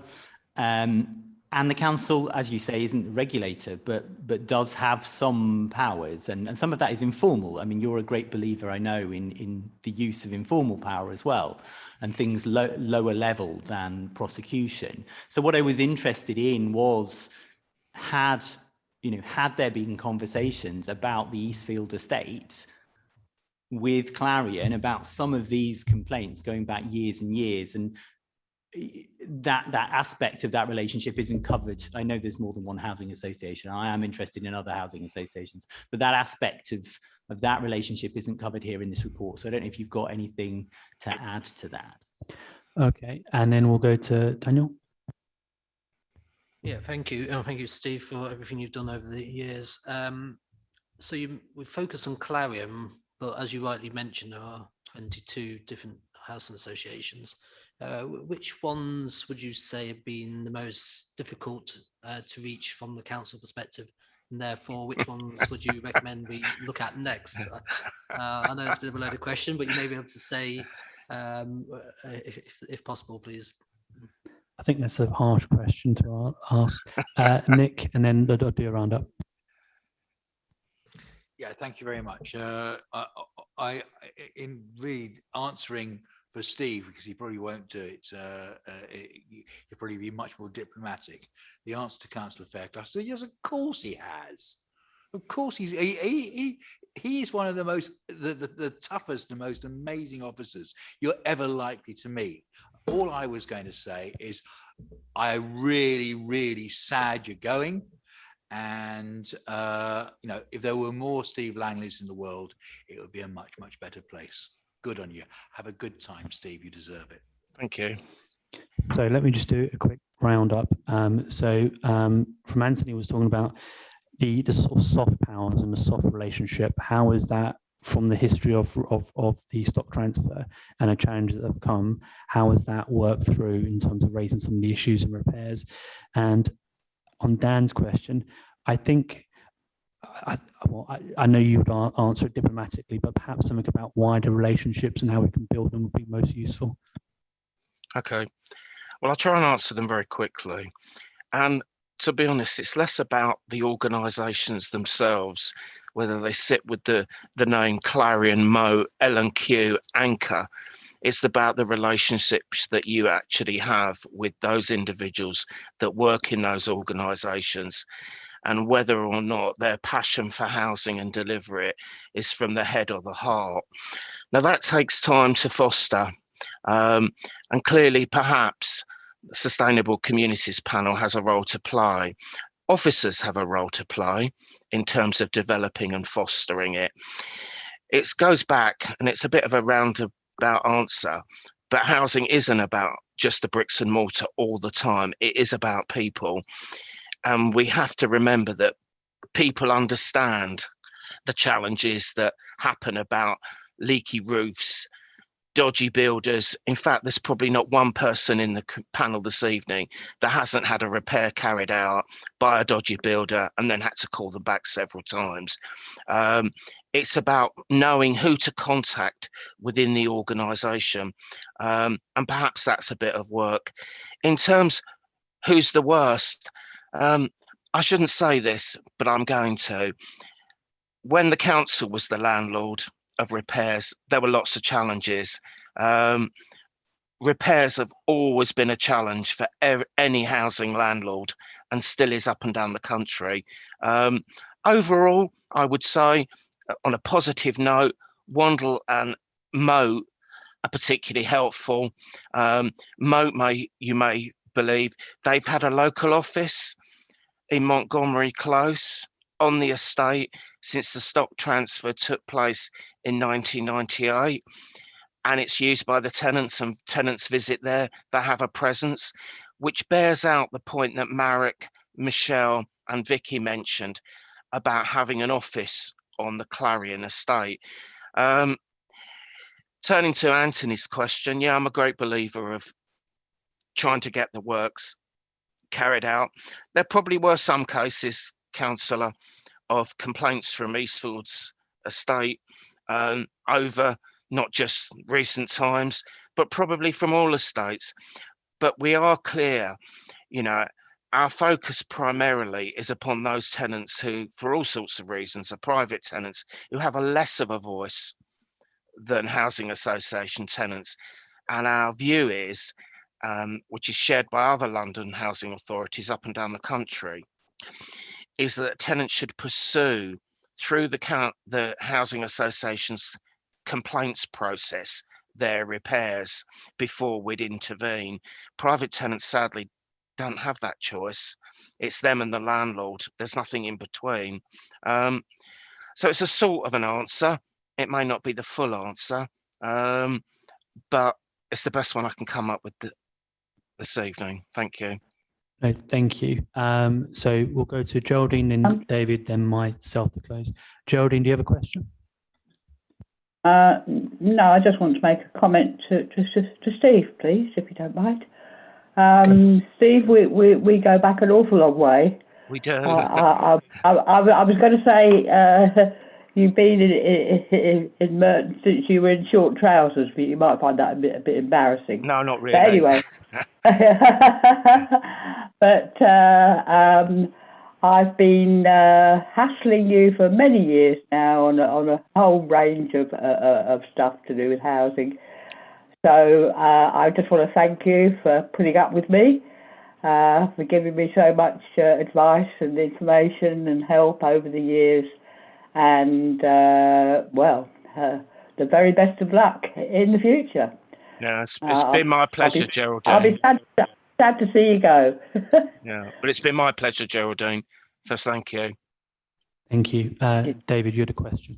Steve, I think it was back in 2014 when the three estates, Eastfields, Ravensbury and Hyde Park, when the document went to Cabinet, that the Decent Home Standard didn't stand for these three estates for a short period. What was your interpretation of how long that period was going to be? And what was your expectation of the quality of those properties until they were going to be demolished and rebuilt? Did you imagine that the standard would still hit the Decent Home Standard? So the first specific question is, you know, back in 2014, essentially, how long do you think it would last for? And if you can tell us what the Decent Home Standard is, that would be very helpful. Thank you, David. So I think you've heard that, Steve. I'll follow up with final thoughts. Okay. Do you want me to answer some of that, Chair? Yeah, or? I mean, I think what will be helpful is understanding the thinking back in 20. I mean, again, it was a while ago, but understanding that thinking, and because there was a time clause in there as well.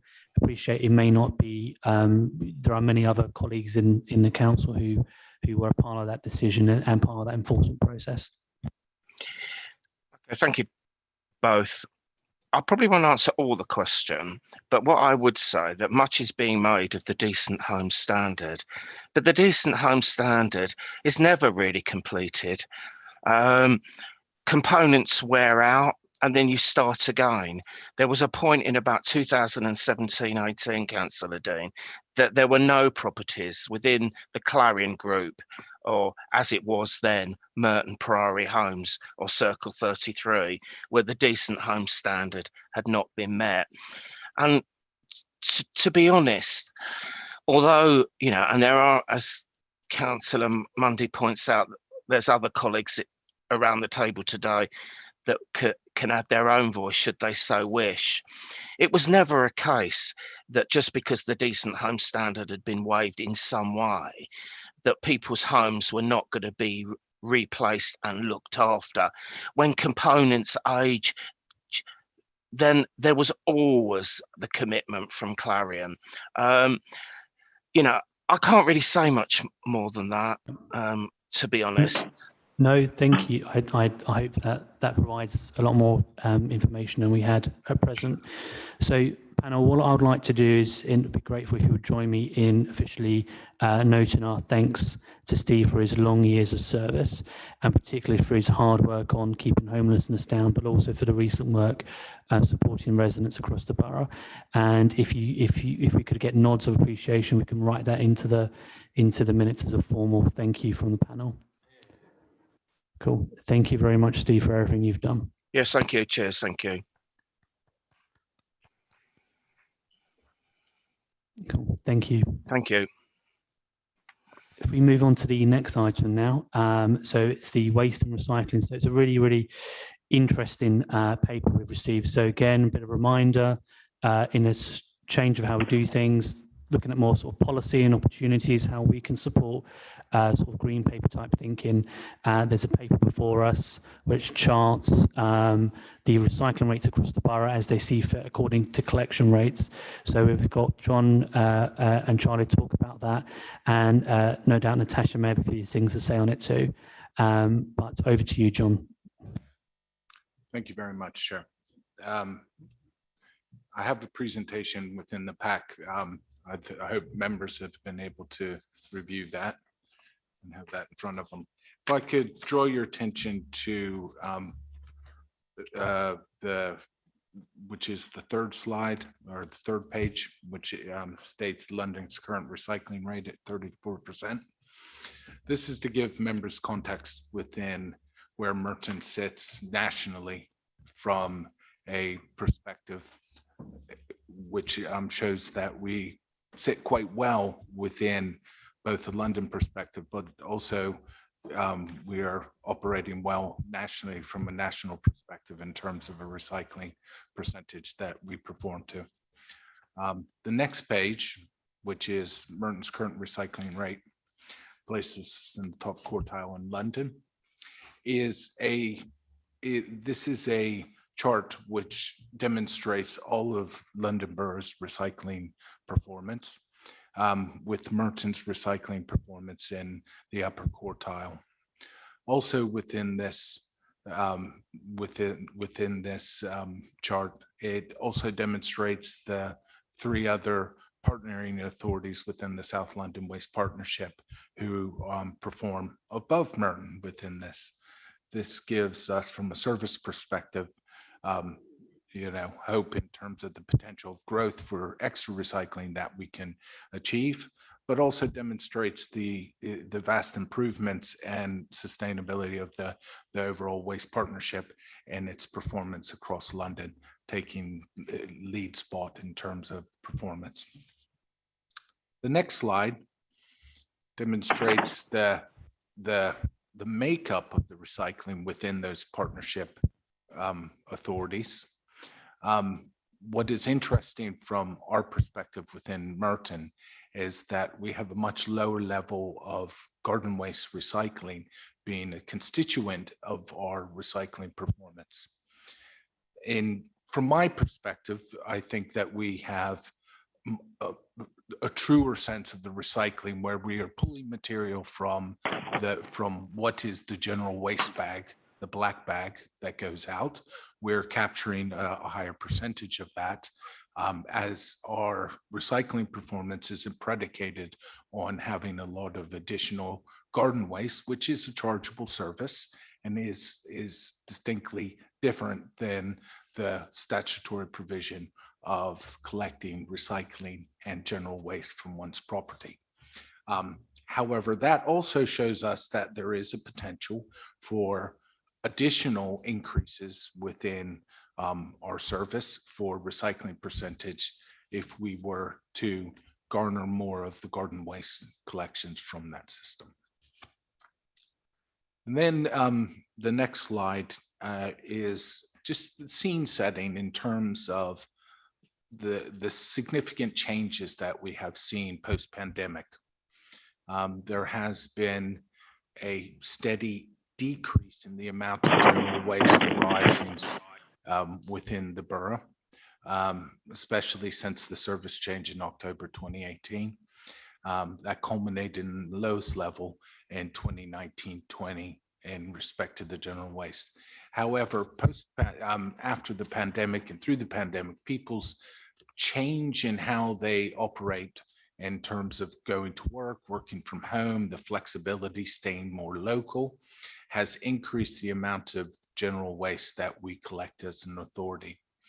And we have to be agile in reacting to that.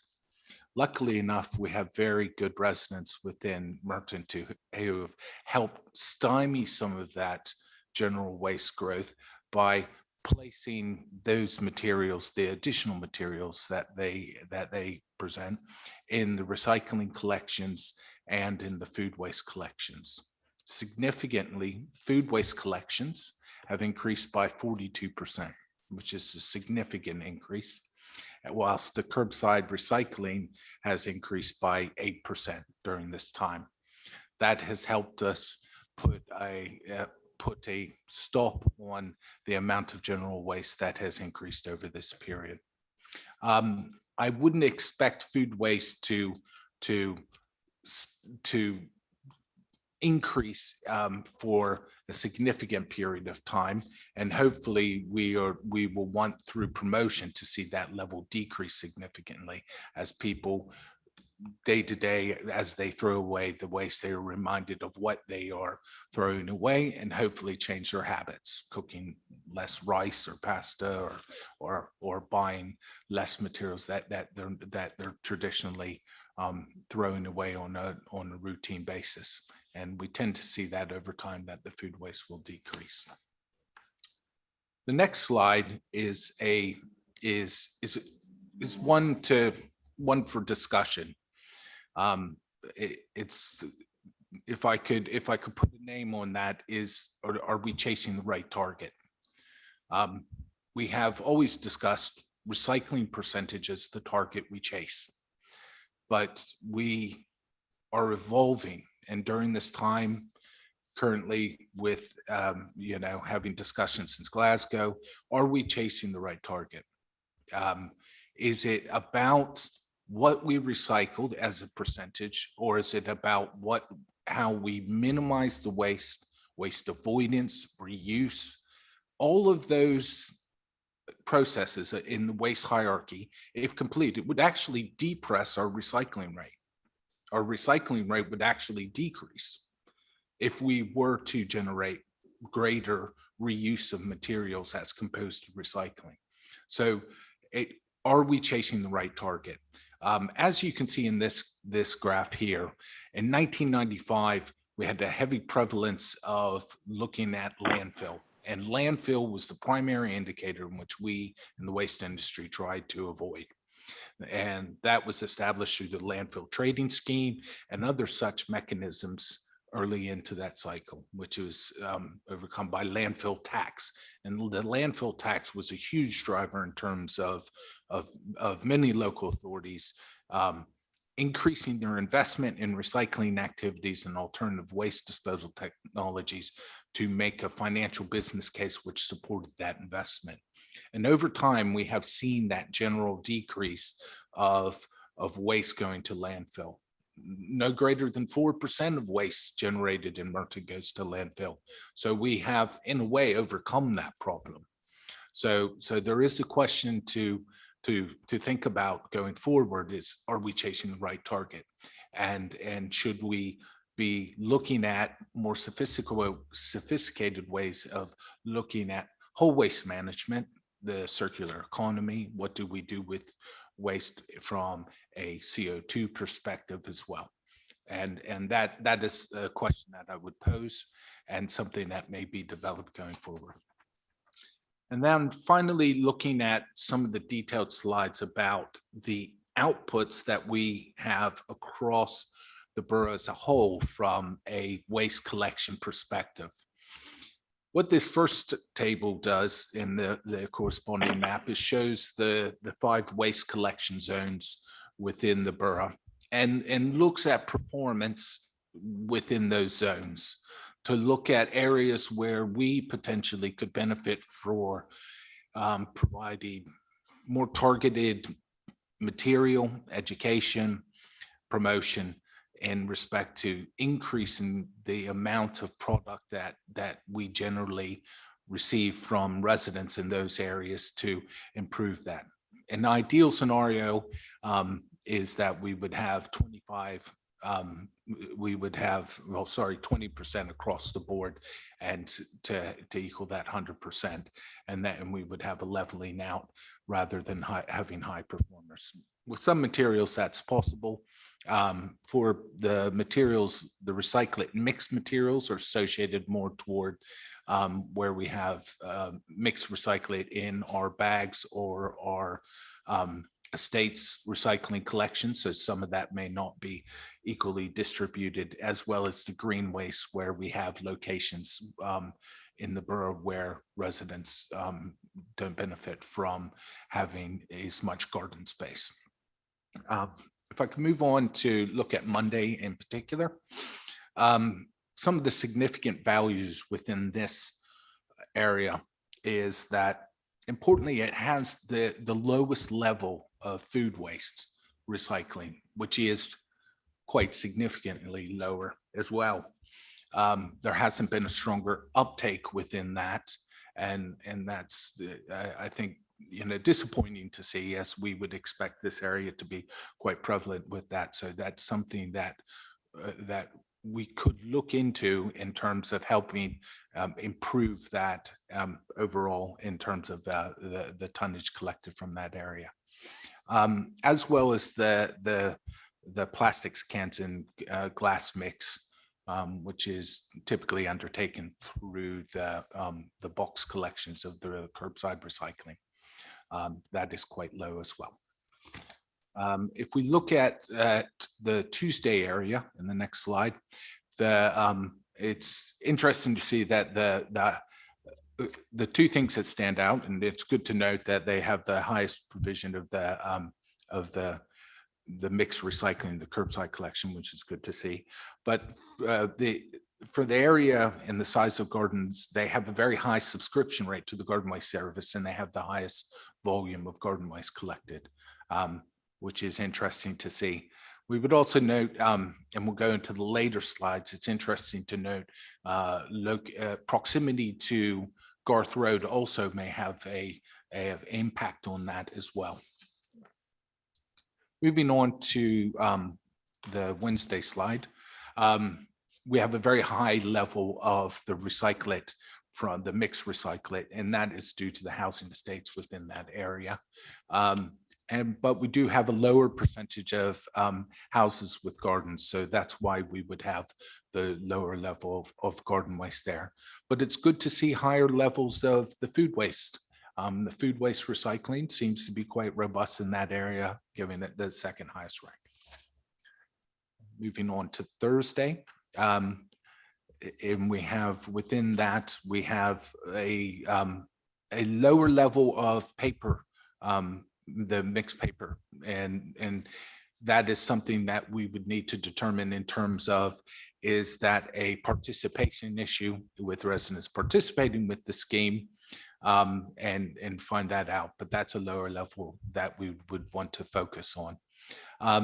The recyclate value in terms of the mixed recycling is quite high in this area as well, and that would be with the combined service. So that may pay into the paper, because the recyclate, mixed recyclate would have both of those material streams mixed together. So that may be something into it. So we would want to look into that. Moving into the Friday area, this is the one where the green waste is very low. However, you would typically note that the type of housing within the Friday area would lend itself quite readily to green waste collections, but its proximity to the Garth Road depot is quite close. So that may be one of the factors in terms of those lower levels of green waste collections in that area. However, they do very well within the food waste. So they're active recyclers, and as well as the curbside collections in the paper. The lower level of recyclate in the mix, being the fourth bottom ranked, shows us that there isn't a lot of state recycling or bagged recycling in that area. significant level. And then moving on to the next slide, which is the constant, this is a heat map, and I'm sorry for the quality, especially if you're looking at this in black and white, but it demonstrates the areas where we have a high take-up of the garden waste collection service. So this demonstrates a very strong, almost east-west divide in terms of the take-up and prevalence of our garden waste collection subscription service. I would note that the area near the Garth Road area is of a lower density as comparable to other residents in that vicinity. So it does show us that there is a delivery by residents to the Garth Road area for that material. And from that, I'll hand over to Charlie to talk about disposal budgets and the other aspects. Thank you. Thanks very much, John. So in essence, how much does all of this cost? The Waste Services disposal budget for domestic waste is in excess of 6 million, of which 21% of that, so 1.3 million, is for the processing, treatment and haulage of all of our waste recyclates, waste streams, including both food and garden waste. In order to ensure that we do get best value for money, in partnership with our colleagues in the South London Waste Partnership, we have just procured a series of new disposal contracts for both food and green waste. And what's pleasing with those procurements, both those providers not only ensure that we've got best value for money, but have provided additional social and environmental benefits within the boundaries of Merton itself. But as John has alluded to, since the pandemic, we have seen significant increases with our waste volumes. And as those waste volumes continue to grow, whether it's through housing growth or through the working arrangements and residents working from home more often, these budgets remain under increasing pressures moving forwards. Looking at the rest of the slides, I don't intend to go through each of the 14 slides individually, but in totality, they illustrate the work that our Waste Services team have undertaken in previous years leading up to the pandemic in the engagement, education and promotion of the waste services that we provide. This is caveated, and you'll see on slide 18 that recycling is an immensely complex issue, and the industry standard in messaging is quite convoluted, and there's mixed symbols and terminology for different waste streams and different elements of similar waste streams, plastics being one of the most difficult to process, but to educate our residents on what can and can't be recycled.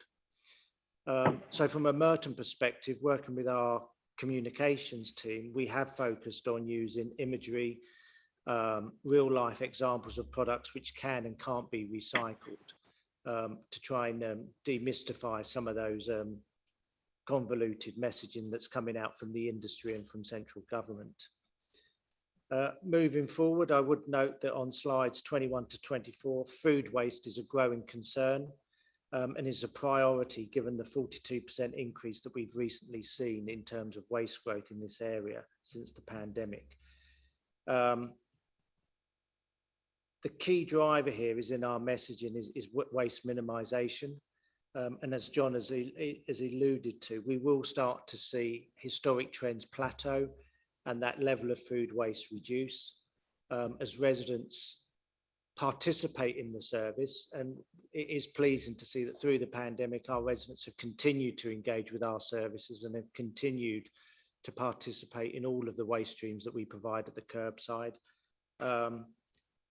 But particularly with food waste, it does account for 1/3 of the greenhouse gases in terms of the life cycle of food waste from production through to disposal. So again, it re-emphasizes the issues around, are we chasing the right targets? Is our recycling performance at the detriment of our financial budgets, as all waste growth, and this is new waste that we're seeing, comes with a disposal cost. The processing isn't free of charge, and at current costs, it's in excess of £1 million a year through our recycling costs.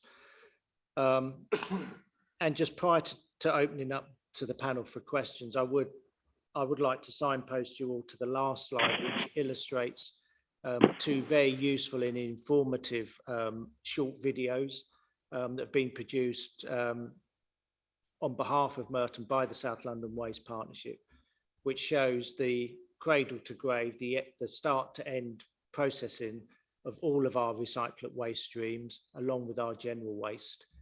And then there is a virtual tour of our energy from waste facility at Beddington. So thanks very much, and I'm happy to take any questions. Oh, thank you very much. And yeah, we'll do one round of questions. I just want to say this is really fantastic that you presented it in this way and very engaging. And for me, I mean, the success of the work you do in your department is in that slide on page 26 of our report, just showing landfill considerably going down. And as you posed the question to us, what's next? What's the next priority? And it's fantastic to see that. So let's do one round of questions. So what I would encourage you all to do is we all focus on performance monitoring at the beginning of every meeting.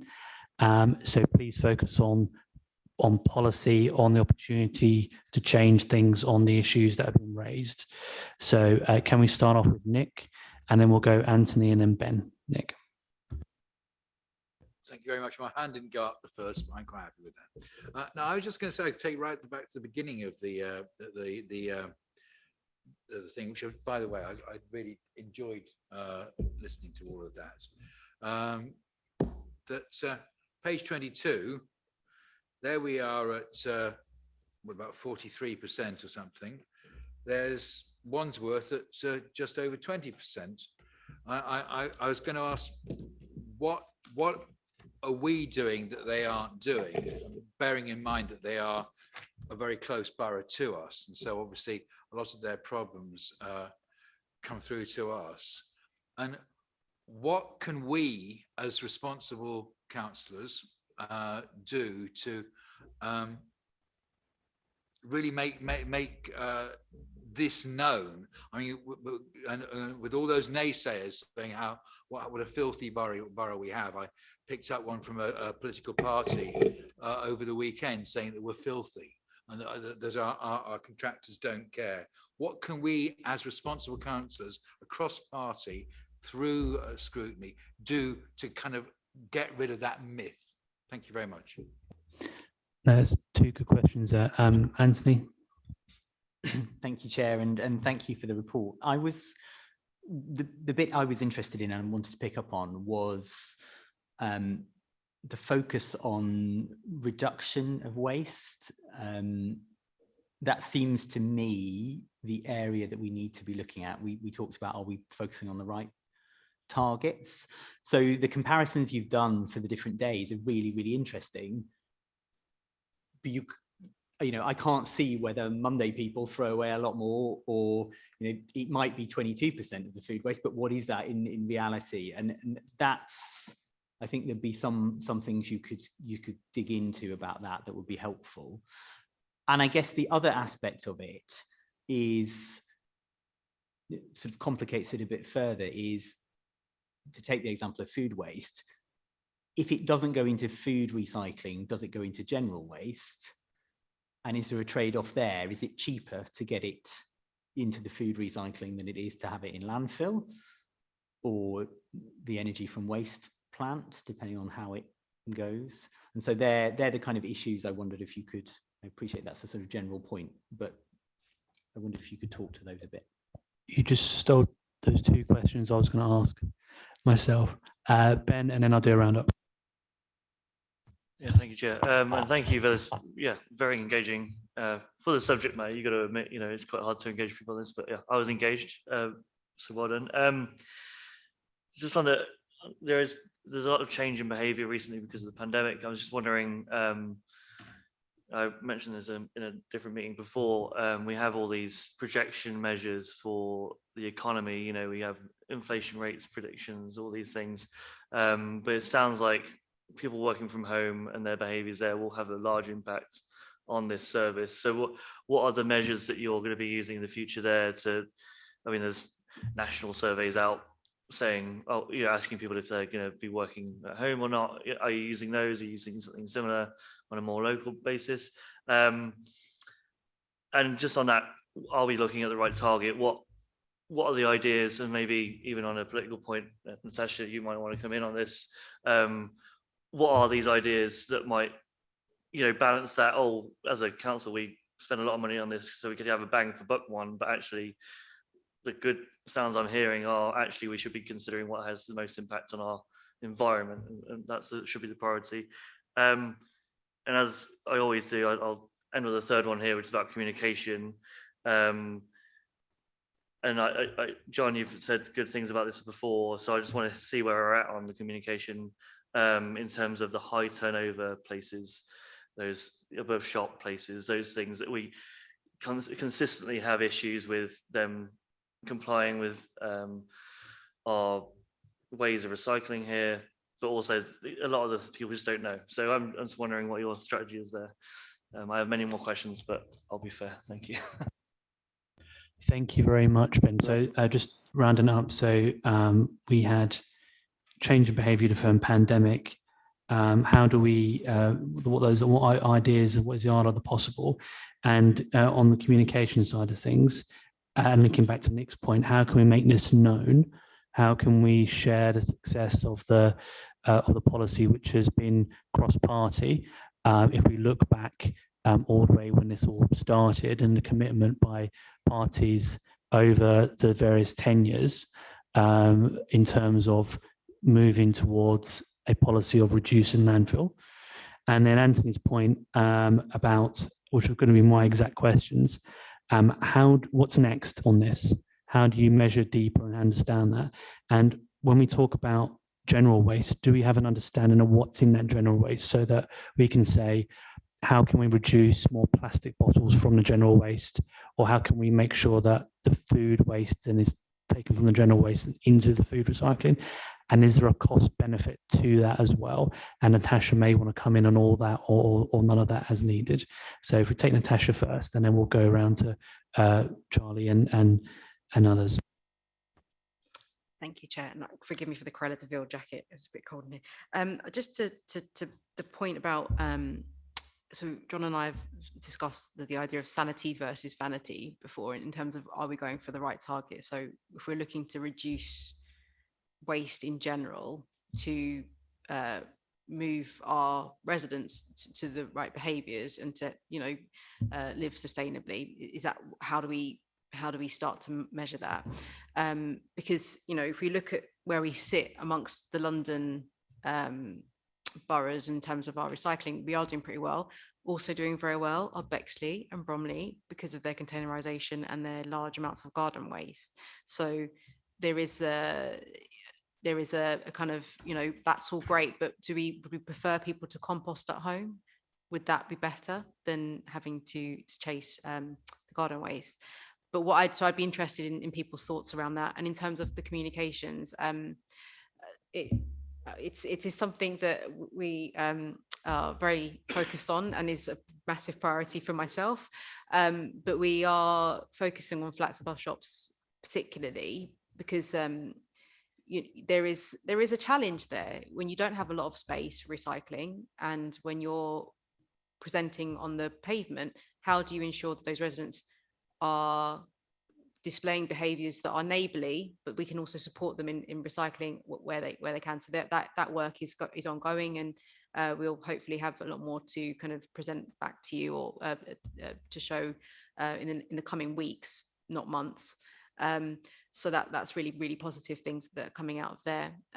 So yeah, this journey to 48, I think, is something that we can continue to do, but I think it's really worth us having this sense check around what it is we want our residents to do. And also, well done to the residents on the Friday collections for their amazing recycling rates, because you're doing us all very proud, and long may it continue.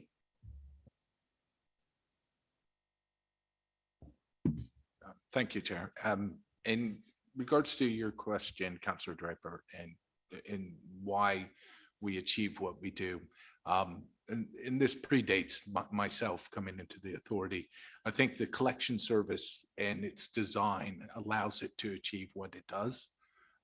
the containerization of certain materials, but having separate collections for the range of materials allows the service to deliver what it does, but also puts a reliance for the resident on recycling first and wasting less by having the focus being on a weekly collection of recyclables rather than a weekly collection of waste. I think that's the differing factor from a old traditional model to a modernized collection service where you will get higher proportions of waste. And that's speaking from an empirical perspective. I think the next challenge for us as an authority will be the impact of the environment bill. And that will change the dynamics of waste, putting more producer responsibility, first of all, will change the type of waste and the quality of that waste that we have to manage as an authority. That has a direct impact to the third and fourth and fifth sectors in terms of what waste we're presenting to turn into new products and the quality of that. And it will change those dynamics. So we are yet to see that impact, but I think that is the future. What we'll be looking at is the direct impact of the environment bill. Lucky enough, we do have the food waste service and a very good participation within that is demonstrated, which addresses that point. In terms of the reduction of waste and the analysis of that, I think it's a very valid point in terms of we want to look at not just what we collect, but how that compares to other areas of comparable socio-demographic areas, which would allow us to look at any rationales or reasons why one is outperforming another. But we want to also look at consistently, is there a decrease or increase? Where are these spikes? We have seasonal fluctuations within waste. The tonnage, if you were to look at it in a calendar year, has a traditional curve that you will see at any borough that you work in or you be part of, and it's very seasonality associated with waste. We have a high impact post-Christmas. We have a big spring clean session where everybody seems to generate a lot of waste, a lot of decreased waste over the summer period, then picking up when kids go back to school. And it is a very standard profile. What we want to see is how we make impacts into that in order to decrease that, to have negative values associated with it. We will be looking in the future about our data analysis and what we have a lot of metadata associated with waste because every vehicle gets weighed. It's assuring that each vehicle associated to a geographic area in the round it collects from, we can coordinate that to see if we can have better mining of that data. What we would want to do is move to more automation using like Power BI or something like that in order to drive more intelligent reporting. And then in terms from working from home and the change of waste, once again, I think that is, we need to act very in an agile way and be, as a service, be agile in how we respond to that. But overarching, I think the communication of message to residents about working from home is that increase of recycling. So what you're doing at home, making that impact in recycling. And that's a message that we may want to recraft and reshape to specifically address that to people who are working from home to make that awareness. Thank you. Thank you very much. So we'll go to Geraldine on the phone, and we'll go to David, and then we'll go to Dan. Geraldine, do you have a question? Yes, thank you. Thank you, John, for that very detailed report. You mentioned at some point about the recycling, which is often contaminated by food waste. And I know in the area where I live, this is a particularly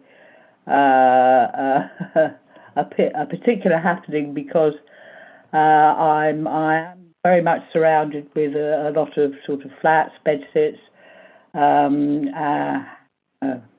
the odd HMO here and there, where the tenants appear to live on takeaways and have food, Deliveroo, bringing them breakfast, dinner and tea, and the packaging from that often go straight into the paper recycling box, thus, as I say, contaminating the contents. I have, I'm constantly knocking on doors saying, look, you must not put that pizza box in with the paper and card because it's got food on it, so it's contaminated. And they look at me as if I'm some kind of idiot. But anyway, so I wonder if that's still causing problems. And also, the other issue that a lot of residents have is the increase in the types of plastic that are being produced now. Far more than the basic plastics we had before, and again, it's not clear from the markings on the plastic what is recycling and what isn't, we need some sort of standardised marking of these plastic containers, so that people can put stuff in the right boxes, and I wonder if that's something that we should be hounding the plastic producers about, or lobbying the government to get onto these plastic producers to have clearer labelling on packaging. But is that causing a problem for your refuse collection teams currently as well? Thank you, Geraldine. David? Thank you very much for this presentation. I'm just interested in what this budget is. I notice it's about waste disposal. Is that as distinct from waste collection? So these are separate budgets? Yes. Yeah, okay. So I note that you haven't brought in the waste collection budget. So I'd like to know if 2021 versus your change of collection in 2018, what's the increase in that waste collection budget? Is the first question before I ask specific questions based on the answer. Do you know the answer to that? David, I think, as I said, we'll do it in rounds. So if you've got questions or a set of questions, can you just... So I note that in terms of the budget for total disposal, the cost for green waste is 4%, that total budget, 6.1 million. But the volume is probably double that. So it costs half as much to dispose of green waste. I assume some of that's to do with the purity, the 100% purity. I know that the figures in 2019 in terms of the number of people that are having their green waste collected is much lower than it was in 2010. So can I ask you to do some work on making the service free on the basis that, excuse me, Councillor Draper, I know you have a struggle with this, but if you can just let me answer the question rather than you tutting away. Well, sadly, I have to look at you and watch you tutting, but I'm asking serious questions rather than just playing around.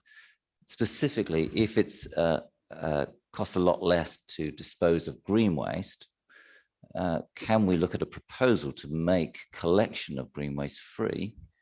And what will that change in terms of the dynamic, in terms of the budget? Because it seems to me it's the most cost-efficient disposal method here. And of course, that will help you with your recycling.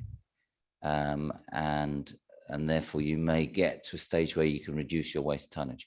And just as an aside, your two objectives should always be the lowest amount of tonnage collected and the highest percentage of that tonnage collected is recycled.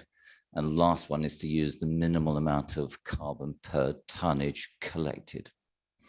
So a couple of questions and a statement at the end. Thank you very much, David. And Dan, and I'll do a summary.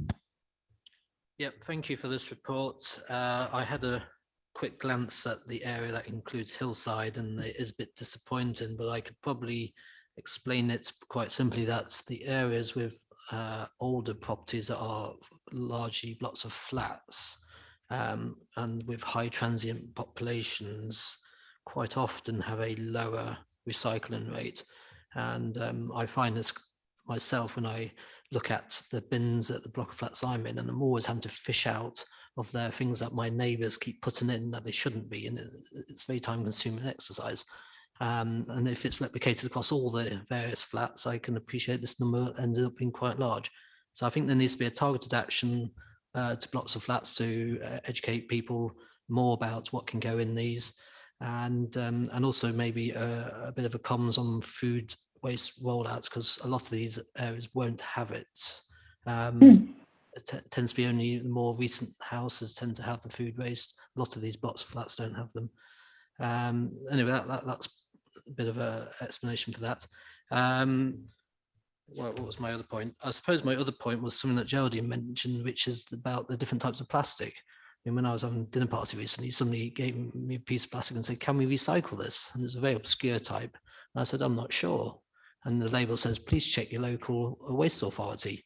Well, there's nowhere on the website that says specific plastics, and I couldn't gauge it from the images either. So maybe just a simple list of all the different types of plastic, and yes or no whether it can be recycled, and that'd be quite helpful. Thank you, everyone. So working backwards, I think, again, communication keeps coming up again. So it's how do we educate residents and indeed ourselves on the type of materials that can be disposed of. And I've got a question as well, I'll add to Dan's point about his observation about Hillside. Is there any, given my own reflection about Pollard's Hill and the transient population there, and given their place in the high proportion of recycling rate, is there any correlation to HMOs versus more static populations in terms of some of the rates of recycling too? David's point about sort of waste collection and how do you play with the levers of waste collection, and what are you looking at in terms of cost effectiveness, maybe an interesting avenue to look at. I mean, you've already commented on reducing the mileage for other local areas in the borough to recycle. And again, Geraldine's point about national policy, maybe we could hear a bit from Natasha in the sense of what more how can we lobby more national government to do what they need to do, because we can't solve this on our own and have the walls come up around Merton and different rules for recycling and different rules for generating plastics. So it'd be good to hear a reflection on those points, and we'll do one final round for those who haven't spoken already. Thank you very much, Chair. I'd like to hand over to Charles to respond to these. Thank you. Thanks very much, John. So yes, Councillor Geraldine's absolutely correct. One of the biggest blockers to increase in our recycling rate is the level of contamination. Traditionally and nationally, HMOs, flats above shops, communal collections, where there's no direct ownership of the individual containers, does generate significant contamination. The last waste analysis that we did as a borough was back in 2015, so I acknowledge that that's pre-service change. But at that point, our general waste had circa 48% of our general waste contained recyclable materials. Yet our co-mingled waste contained in excess of 14% contamination of food waste. So prior to the service change, we had very low participation in food waste, where residents were disposing of that either as part of their general waste in the weekly black sack collection or hidden in amongst their communal co-mingled recyclates. And one of the biggest challenges we face in terms of educating and engaging with these residents is it's what we refer to as it's the hard to reach group. We've attended as Waste Services numerous engagement forums, residents forums, community forums, and by the very nature, the residents that attend these workshops, these engagement sessions, are active recyclers themselves. It's the people that aren't in attendance that are hard to reach. And then picking up on the other areas, in terms of our budgets, this is purely our waste disposal budgets. Our waste collections, along with our street cleansing, are separate budgets. To put that into comparison, our waste collection budget for the curbside service is just in excess of 4 million, I think, off the top of my head, but I'm happy to email you outside of this meeting the exact budgets for both our waste collection and street cleansing, but it is in the region of 4 million for waste collection alone. And that was a reduction from the 2017 budget prior to the service change. So the service change, which it saw containerization of waste and a change in frequency of waste collections, did see a significant reduction in that budget cost with reduced vehicle and operational costs associated to it. The unanswered question for me is what's now left in that general waste stream. As I say, the last waste audit we did was back in 2015. So what would be interesting in picking up on the point around implementing a free garden waste service is how much garden waste is still hidden in the general waste bin. And if we understood that, we'd understand if there was any savings to be achieved by extracting that waste out from the general waste and into the recyclate waste streams. As indicated in the slides, the most expensive commodity to process is our general waste. As a rule of thumb, that's best case scenario, that's 50% more expensive to dispose of than any other of the recyclate waste streams. Garden waste being the cheapest, followed by food waste, then our recycling. And the paper and card, it actually generates an income, as there's revenue from that material. And that leads on to John's earlier point around some of the changes and producer responsibilities. Moving forwards, we may well start seeing these high value commodities coming out of our waste streams, and the council as a disposal authority left with all the left shoes, all the expensive commodities to dispose of. And so it's critical that we get that waste minimisation down to reduce the impact on our disposal budgets. If I could add to that element in terms of the waste disposal one, because it's a very interesting question. The sophistication to row processing of garden waste through forced aeration systems or what have you is very low in terms of complexity technically, hence the low value in its cost. Food waste using anaerobic digesters is much more complex. You have a syngas. That syngas can produce electricity, which is favorable as reducing our reliance on fossil fuels.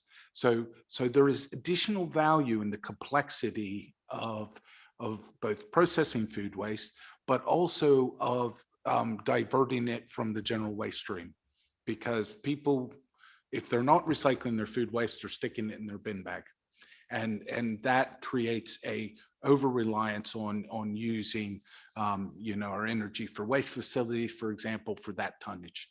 So it's about how you weight those materials.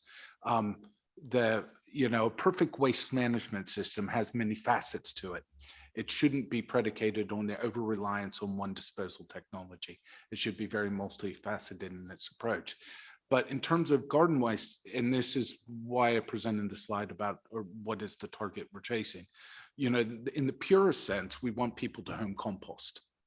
We don't want the waste in the first place. If we could support people to compost at home and reuse that compost within their own closed system of gardening, that's the ideal. That's where we want to be as an authority, because we don't have to manage it in the first place, and it keeps it local. So it's how we construct that for the benefit of our community and empower our residents. I hope you meet those aims, but I think there is a different conversation in waste that will develop, especially through the implementation of the Environment Bill. Thank you very much, Chair.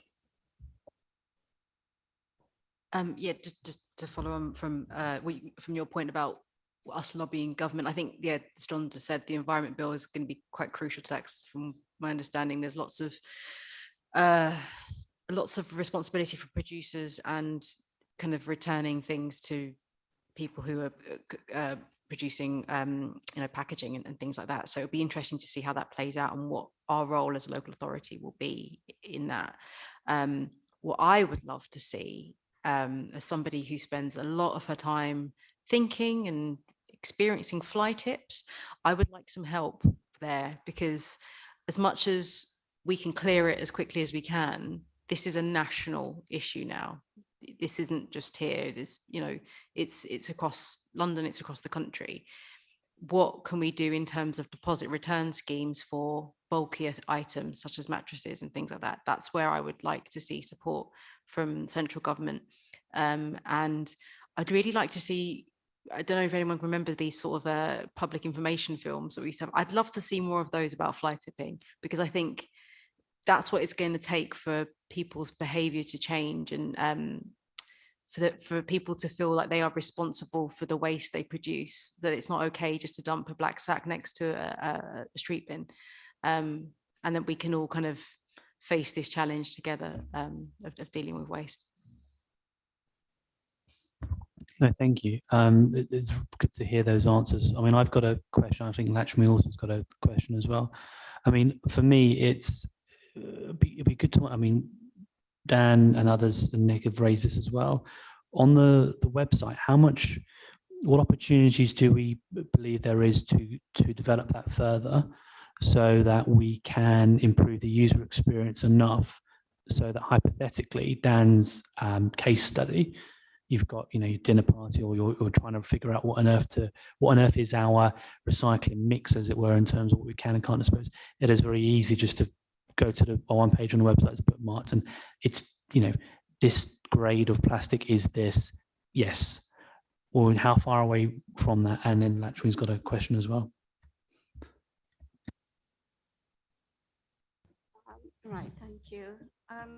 Thanks for this presentation. It's really interesting to see how the different areas are performing. And I just wondered if we had to incentivize people to recycle more. Can we have a league table of awards and how they're doing and where the areas are performing best? Maybe give a gold star to the one that's performing really well. I don't know, but something like that might be quite interesting. And with regard to help people on low incomes or on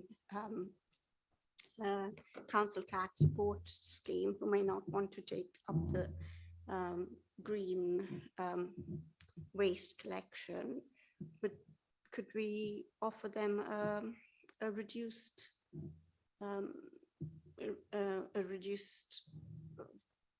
subscription to subscribe for getting their waste, if they have that, if that might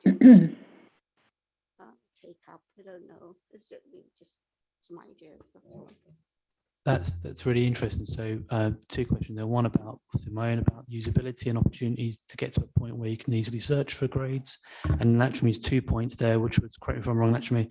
One is, how do we praise and have some league table of awards, and then probably award or do something with the top ones?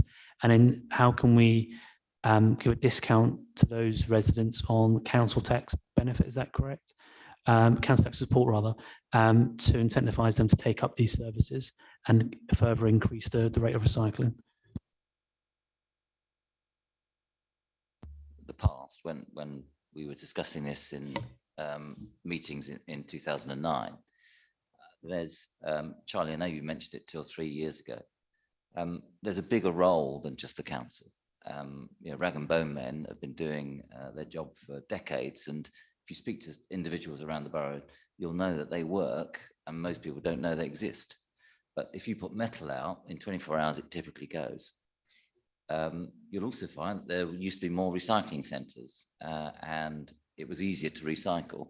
But somebody I know who lives in Garth Road, number 95-ish, can't, because he doesn't own a car, get his cooker to the Garth Road Centre, which is literally 100 metres away. But in 2009, ARC used to exist, and they would do it. They would pick it up, and then they had ex-cons who used to fix things up and sell them and make the money. And that's gone because the council monopolised free pickups of goods like cookers, and now have gone the other way by saying you've got to pay for it.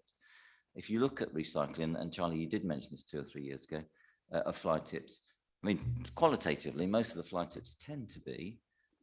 Sorry, David, and you've got some good information there. Is there a question? Well, no, I'm just making some points. It tends to be builders' rubbish. I mean, the reason I was late today is a builder, and I nearly swore then, was dumping outside my house. Builder's waste outside my house at 7:10. Well, I know where.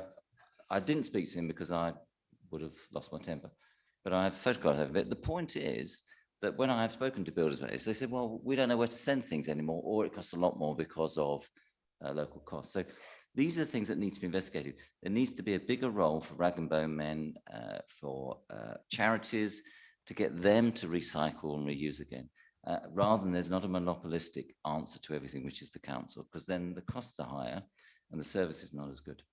I think that's a fair question to ask about the civil society role within that. So that'd be great if you can reflect on those 3 points. And Natasha, want to come back first? I'm very sorry that someone fly tipped outside your house. Please report them to our waste services. Just on the point of the things that are fly tipped here, it's the black sack that's the kind of prevalent offender. But there is definitely that thing of builders waste. And again, something about lobbying central government. Just speaking to officers here, looking at things like, why is it so expensive for builders to dispose of waste correctly, and is there a role of repurposing things like the landfill tax to making that cheaper, so that they're not, just choosing to dump it on our streets? I think those are really interesting things that we, I suppose, through this panel could help me lobby government, and we could put something together and come up with a list of asks that I'd be more than happy to get your signatures on. That'd be great.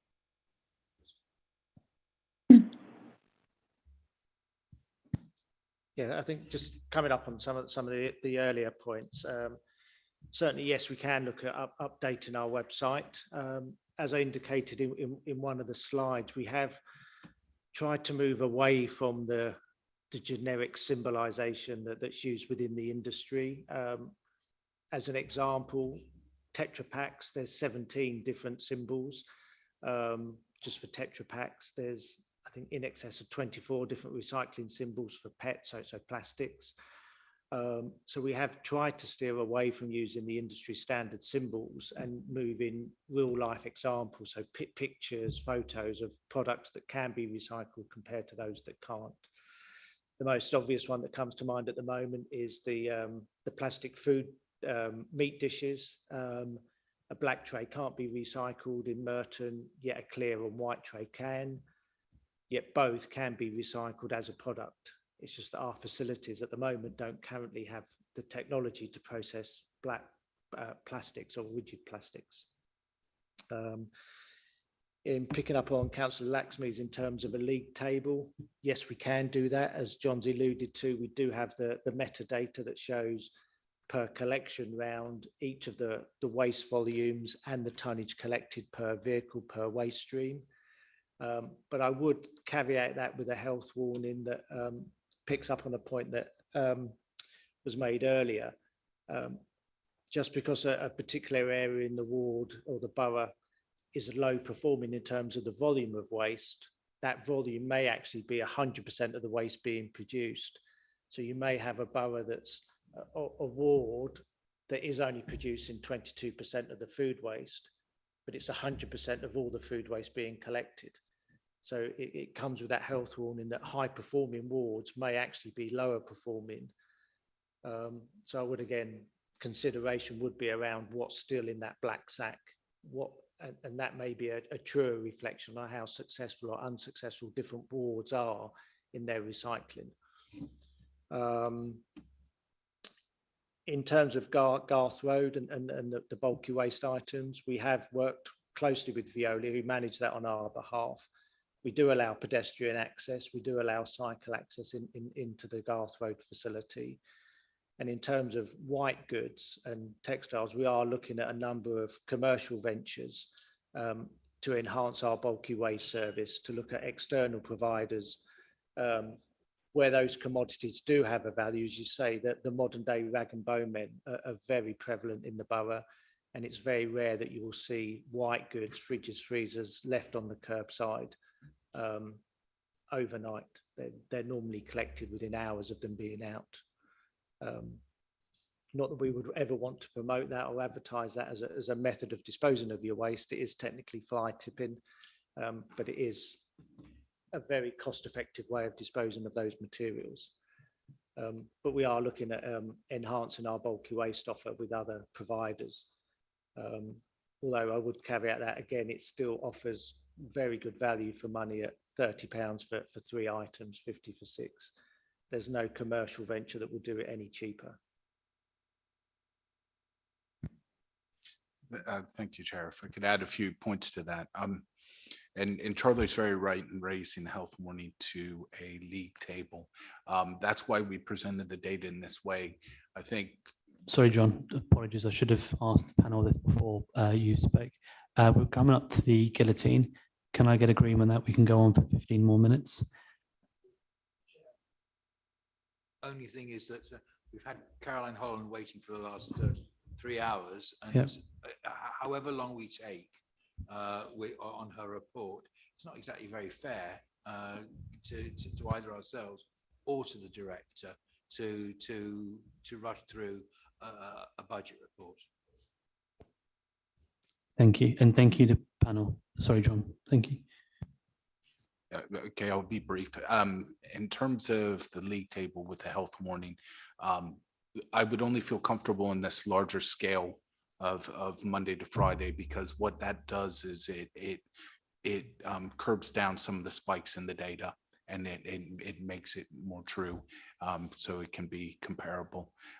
In terms of the possible support for garden waste services, that would be something which would be ultimately a policy decision that we would have to speak to the cabinet member about in respect to changing the charging mechanism that we currently undertake. And then lastly, in terms of working with social enterprise or third-party sector providing services, my only fear is that the council ultimately becomes accountable for that. We are the unmovable baseline. Where we do have partners in the past, they need to be, it's about having that continuity. So what we like to do is ensure that we are providing statutory minimum services, and we are working with partners in enhancing things.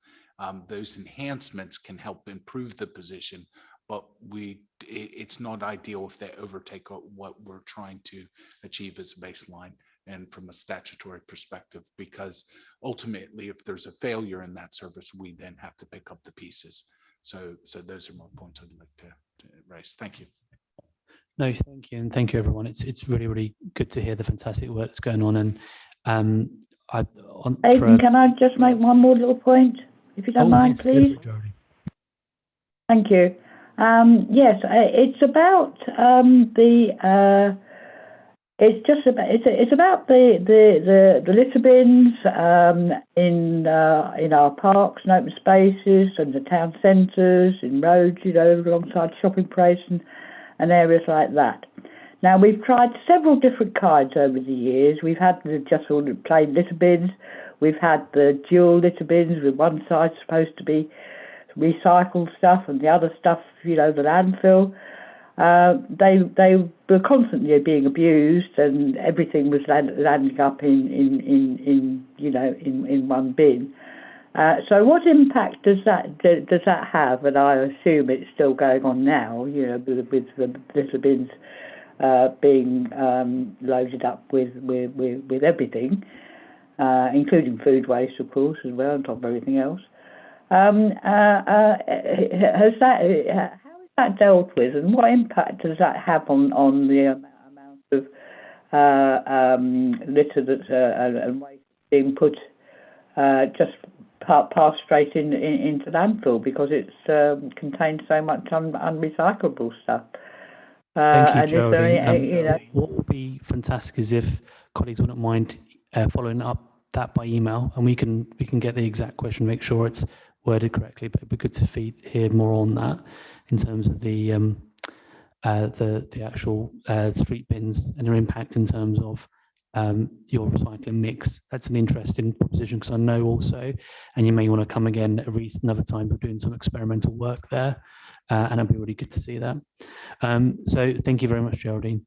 So it's really great to hear the journey we've all taken on containerisation, but also in reducing landfill. And I did hear the recommendation word thrown around by some colleagues on the second row. What I was interested in to propose, and if Lakshmi wouldn't mind seconding, actually, was her idea about looking at the feasibility of offering a discount for those residents on council tax support to access paid for waste services. I was wondering if someone would second that, and then we could table that for vote.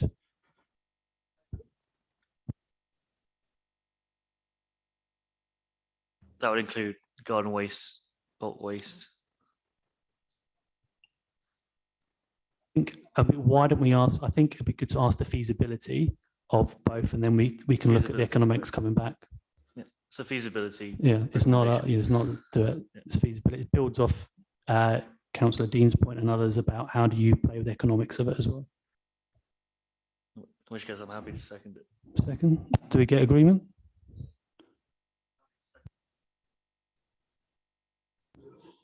So the recommendation is to look at the feasibility of offering discounted access to those on council tax support for our paid for waste and good, fine. Is everyone happy? Nods. Thank you very well. Yeah, so absent. So thank you very much. Was there any further recommendations or actions for suggestion?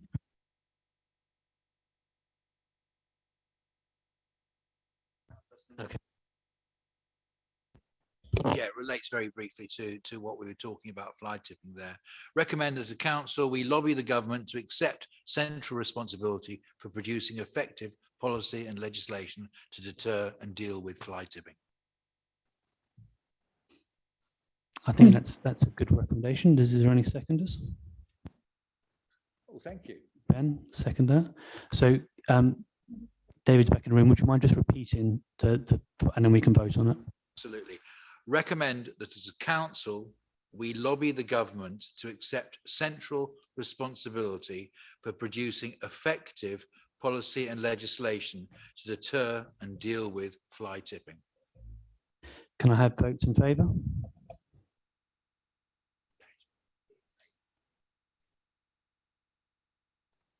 You've counted?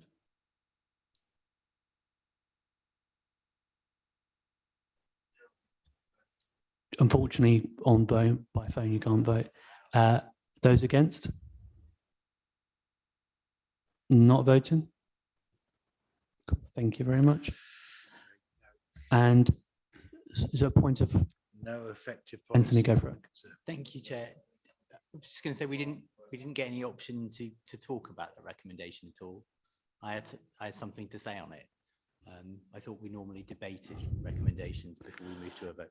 If there's a seconder, then you go to the vote. That's what the standing order said. That seems like a way of just ensuring there's no debate at all. My view is that was a seconder purely to put it, to allow there to be a vote at the end. It doesn't mean that there's no debate at all. Okay. Well, noted. Why don't we review that for next time? While I've got the standing orders in front of me here. So Daniel, you had a recommendation. Yeah, just a simple one about communication to blocks of flats. If the council could proactively write to blocks of flats, either directly to residents or if they happen to have the details of the building management of said flats, to tell them how to recycle better and properly and to avoid contamination. And that way we can improve our recycling rates, and I won't have to go fishing out things out the bins all the time. Very wise. Is there a seconder, or do we want to hold for debate? Second. Can I ask, because it was implied that Is it this a point might, of order, Ben? Just with the cabinet member or officers, because I think they mentioned that they were doing this already. So maybe it was maybe to add, yeah, so I'll support that, but then can we add a timeline confirmation as well for that? Right, so for clarity, would you mind just reading it back out again, your proposal? For the cabinet member over a suitable timeframe to ensure the council rights to all blocks of flats with communal recycling, on how to recycle correctly, can go in there and what not to go in there to avoid the contamination and to help improve our recycle rates. I'm happy to second that, but I was more making the point that, you know, it's silly to sort of cut short any debate after somebody stuck up their hand and said to second it. Thank you. Okay, so can we have votes in favour? Vote. Fantastic. Great bit of cross-party work in there, Dan. Okay, if there's nothing else, then we'll proceed on to our next item. We've got 7 minutes till the guillotine. So can I just ask again, are we happy to extend 15 minutes? Yep, is everyone happy? Thank you very much. Caroline, thank you very much for your time. Thank you, Chair, and I'll try and keep it brief, but I just wanted to say with the report that you've got in front of you, it's the update from the report that we took in council, looking at the various assumptions, and I'm sure you're fully aware around the issues that we've got at the moment with our prices, particularly energy costs and rising inflation. So we've adjusted some of the assumptions that we've put into our previous MTFS to allow for that, and also on pay awards. The unions have currently rejected the current offer of 1.75%, and we're waiting to see if there's going to be any ballots for strike action. So we've adjusted pay inflation across the MTFS as well. You'll have seen from the previous monitoring reports that there have been elements which, due to COVID, we have still not been able to achieve some of the savings. So we've taken the unusual step, and it really pained me to do this, of writing back those savings that were not achieved as at month 4. And so you will see on page 76 some of the changes in the gap from what was reported in March 21 to what we reported to Cabinet in October. So you'll see savings not achieved of 3.6 million. So that's from savings from 2021, savings from 21-22, and also the impact of the reversal of the emissions-based charging proposals are reflected in there. So you can see some of the challenges that we have. However, we still have a gap of 1.1 million in 22-23, but then a significant increase in the gap in 23-24. So we have set savings targets for each of the 4 departments. We have based it on the same ratios as we have done previously. So children, schools and family have the lowest ratio, followed by community and housing, and then environment and regeneration. Chris and corporate services, I share the same ratio to deliver on those savings. So those targets are set out for you on page 26. And we are looking to bring proposals to meet those savings targets back to you in the December Cabinet. Clearly, what's happened subsequent to this paper coming to October Cabinet has been the spending review, the government's budget last Wednesday. So they have announced increase in funding for local government. We will not find out the specific allocation back to Merton until we get this provisional settlement, which we found out today, probably likely to be around about the 15th of December. So still very late in the day to actually build it in. So therefore, sort of the update to January will have some of the impacts of that. It is likely at this stage that there will be the referendum limit of 2% on council tax. Again, that will be confirmed in the provisional settlement. that it is likely that we will be able to raise an adult social care precept of 1%. However, that doesn't necessarily resolve our budget gap, but it may help some of the additional pressures that the adult social care providers will be facing, particularly with the high inflation for their contract relets, if inflation is sort of around 3 or 4% next year. There has been some news around the business rates as well, so there will not be an increase in the multiplier.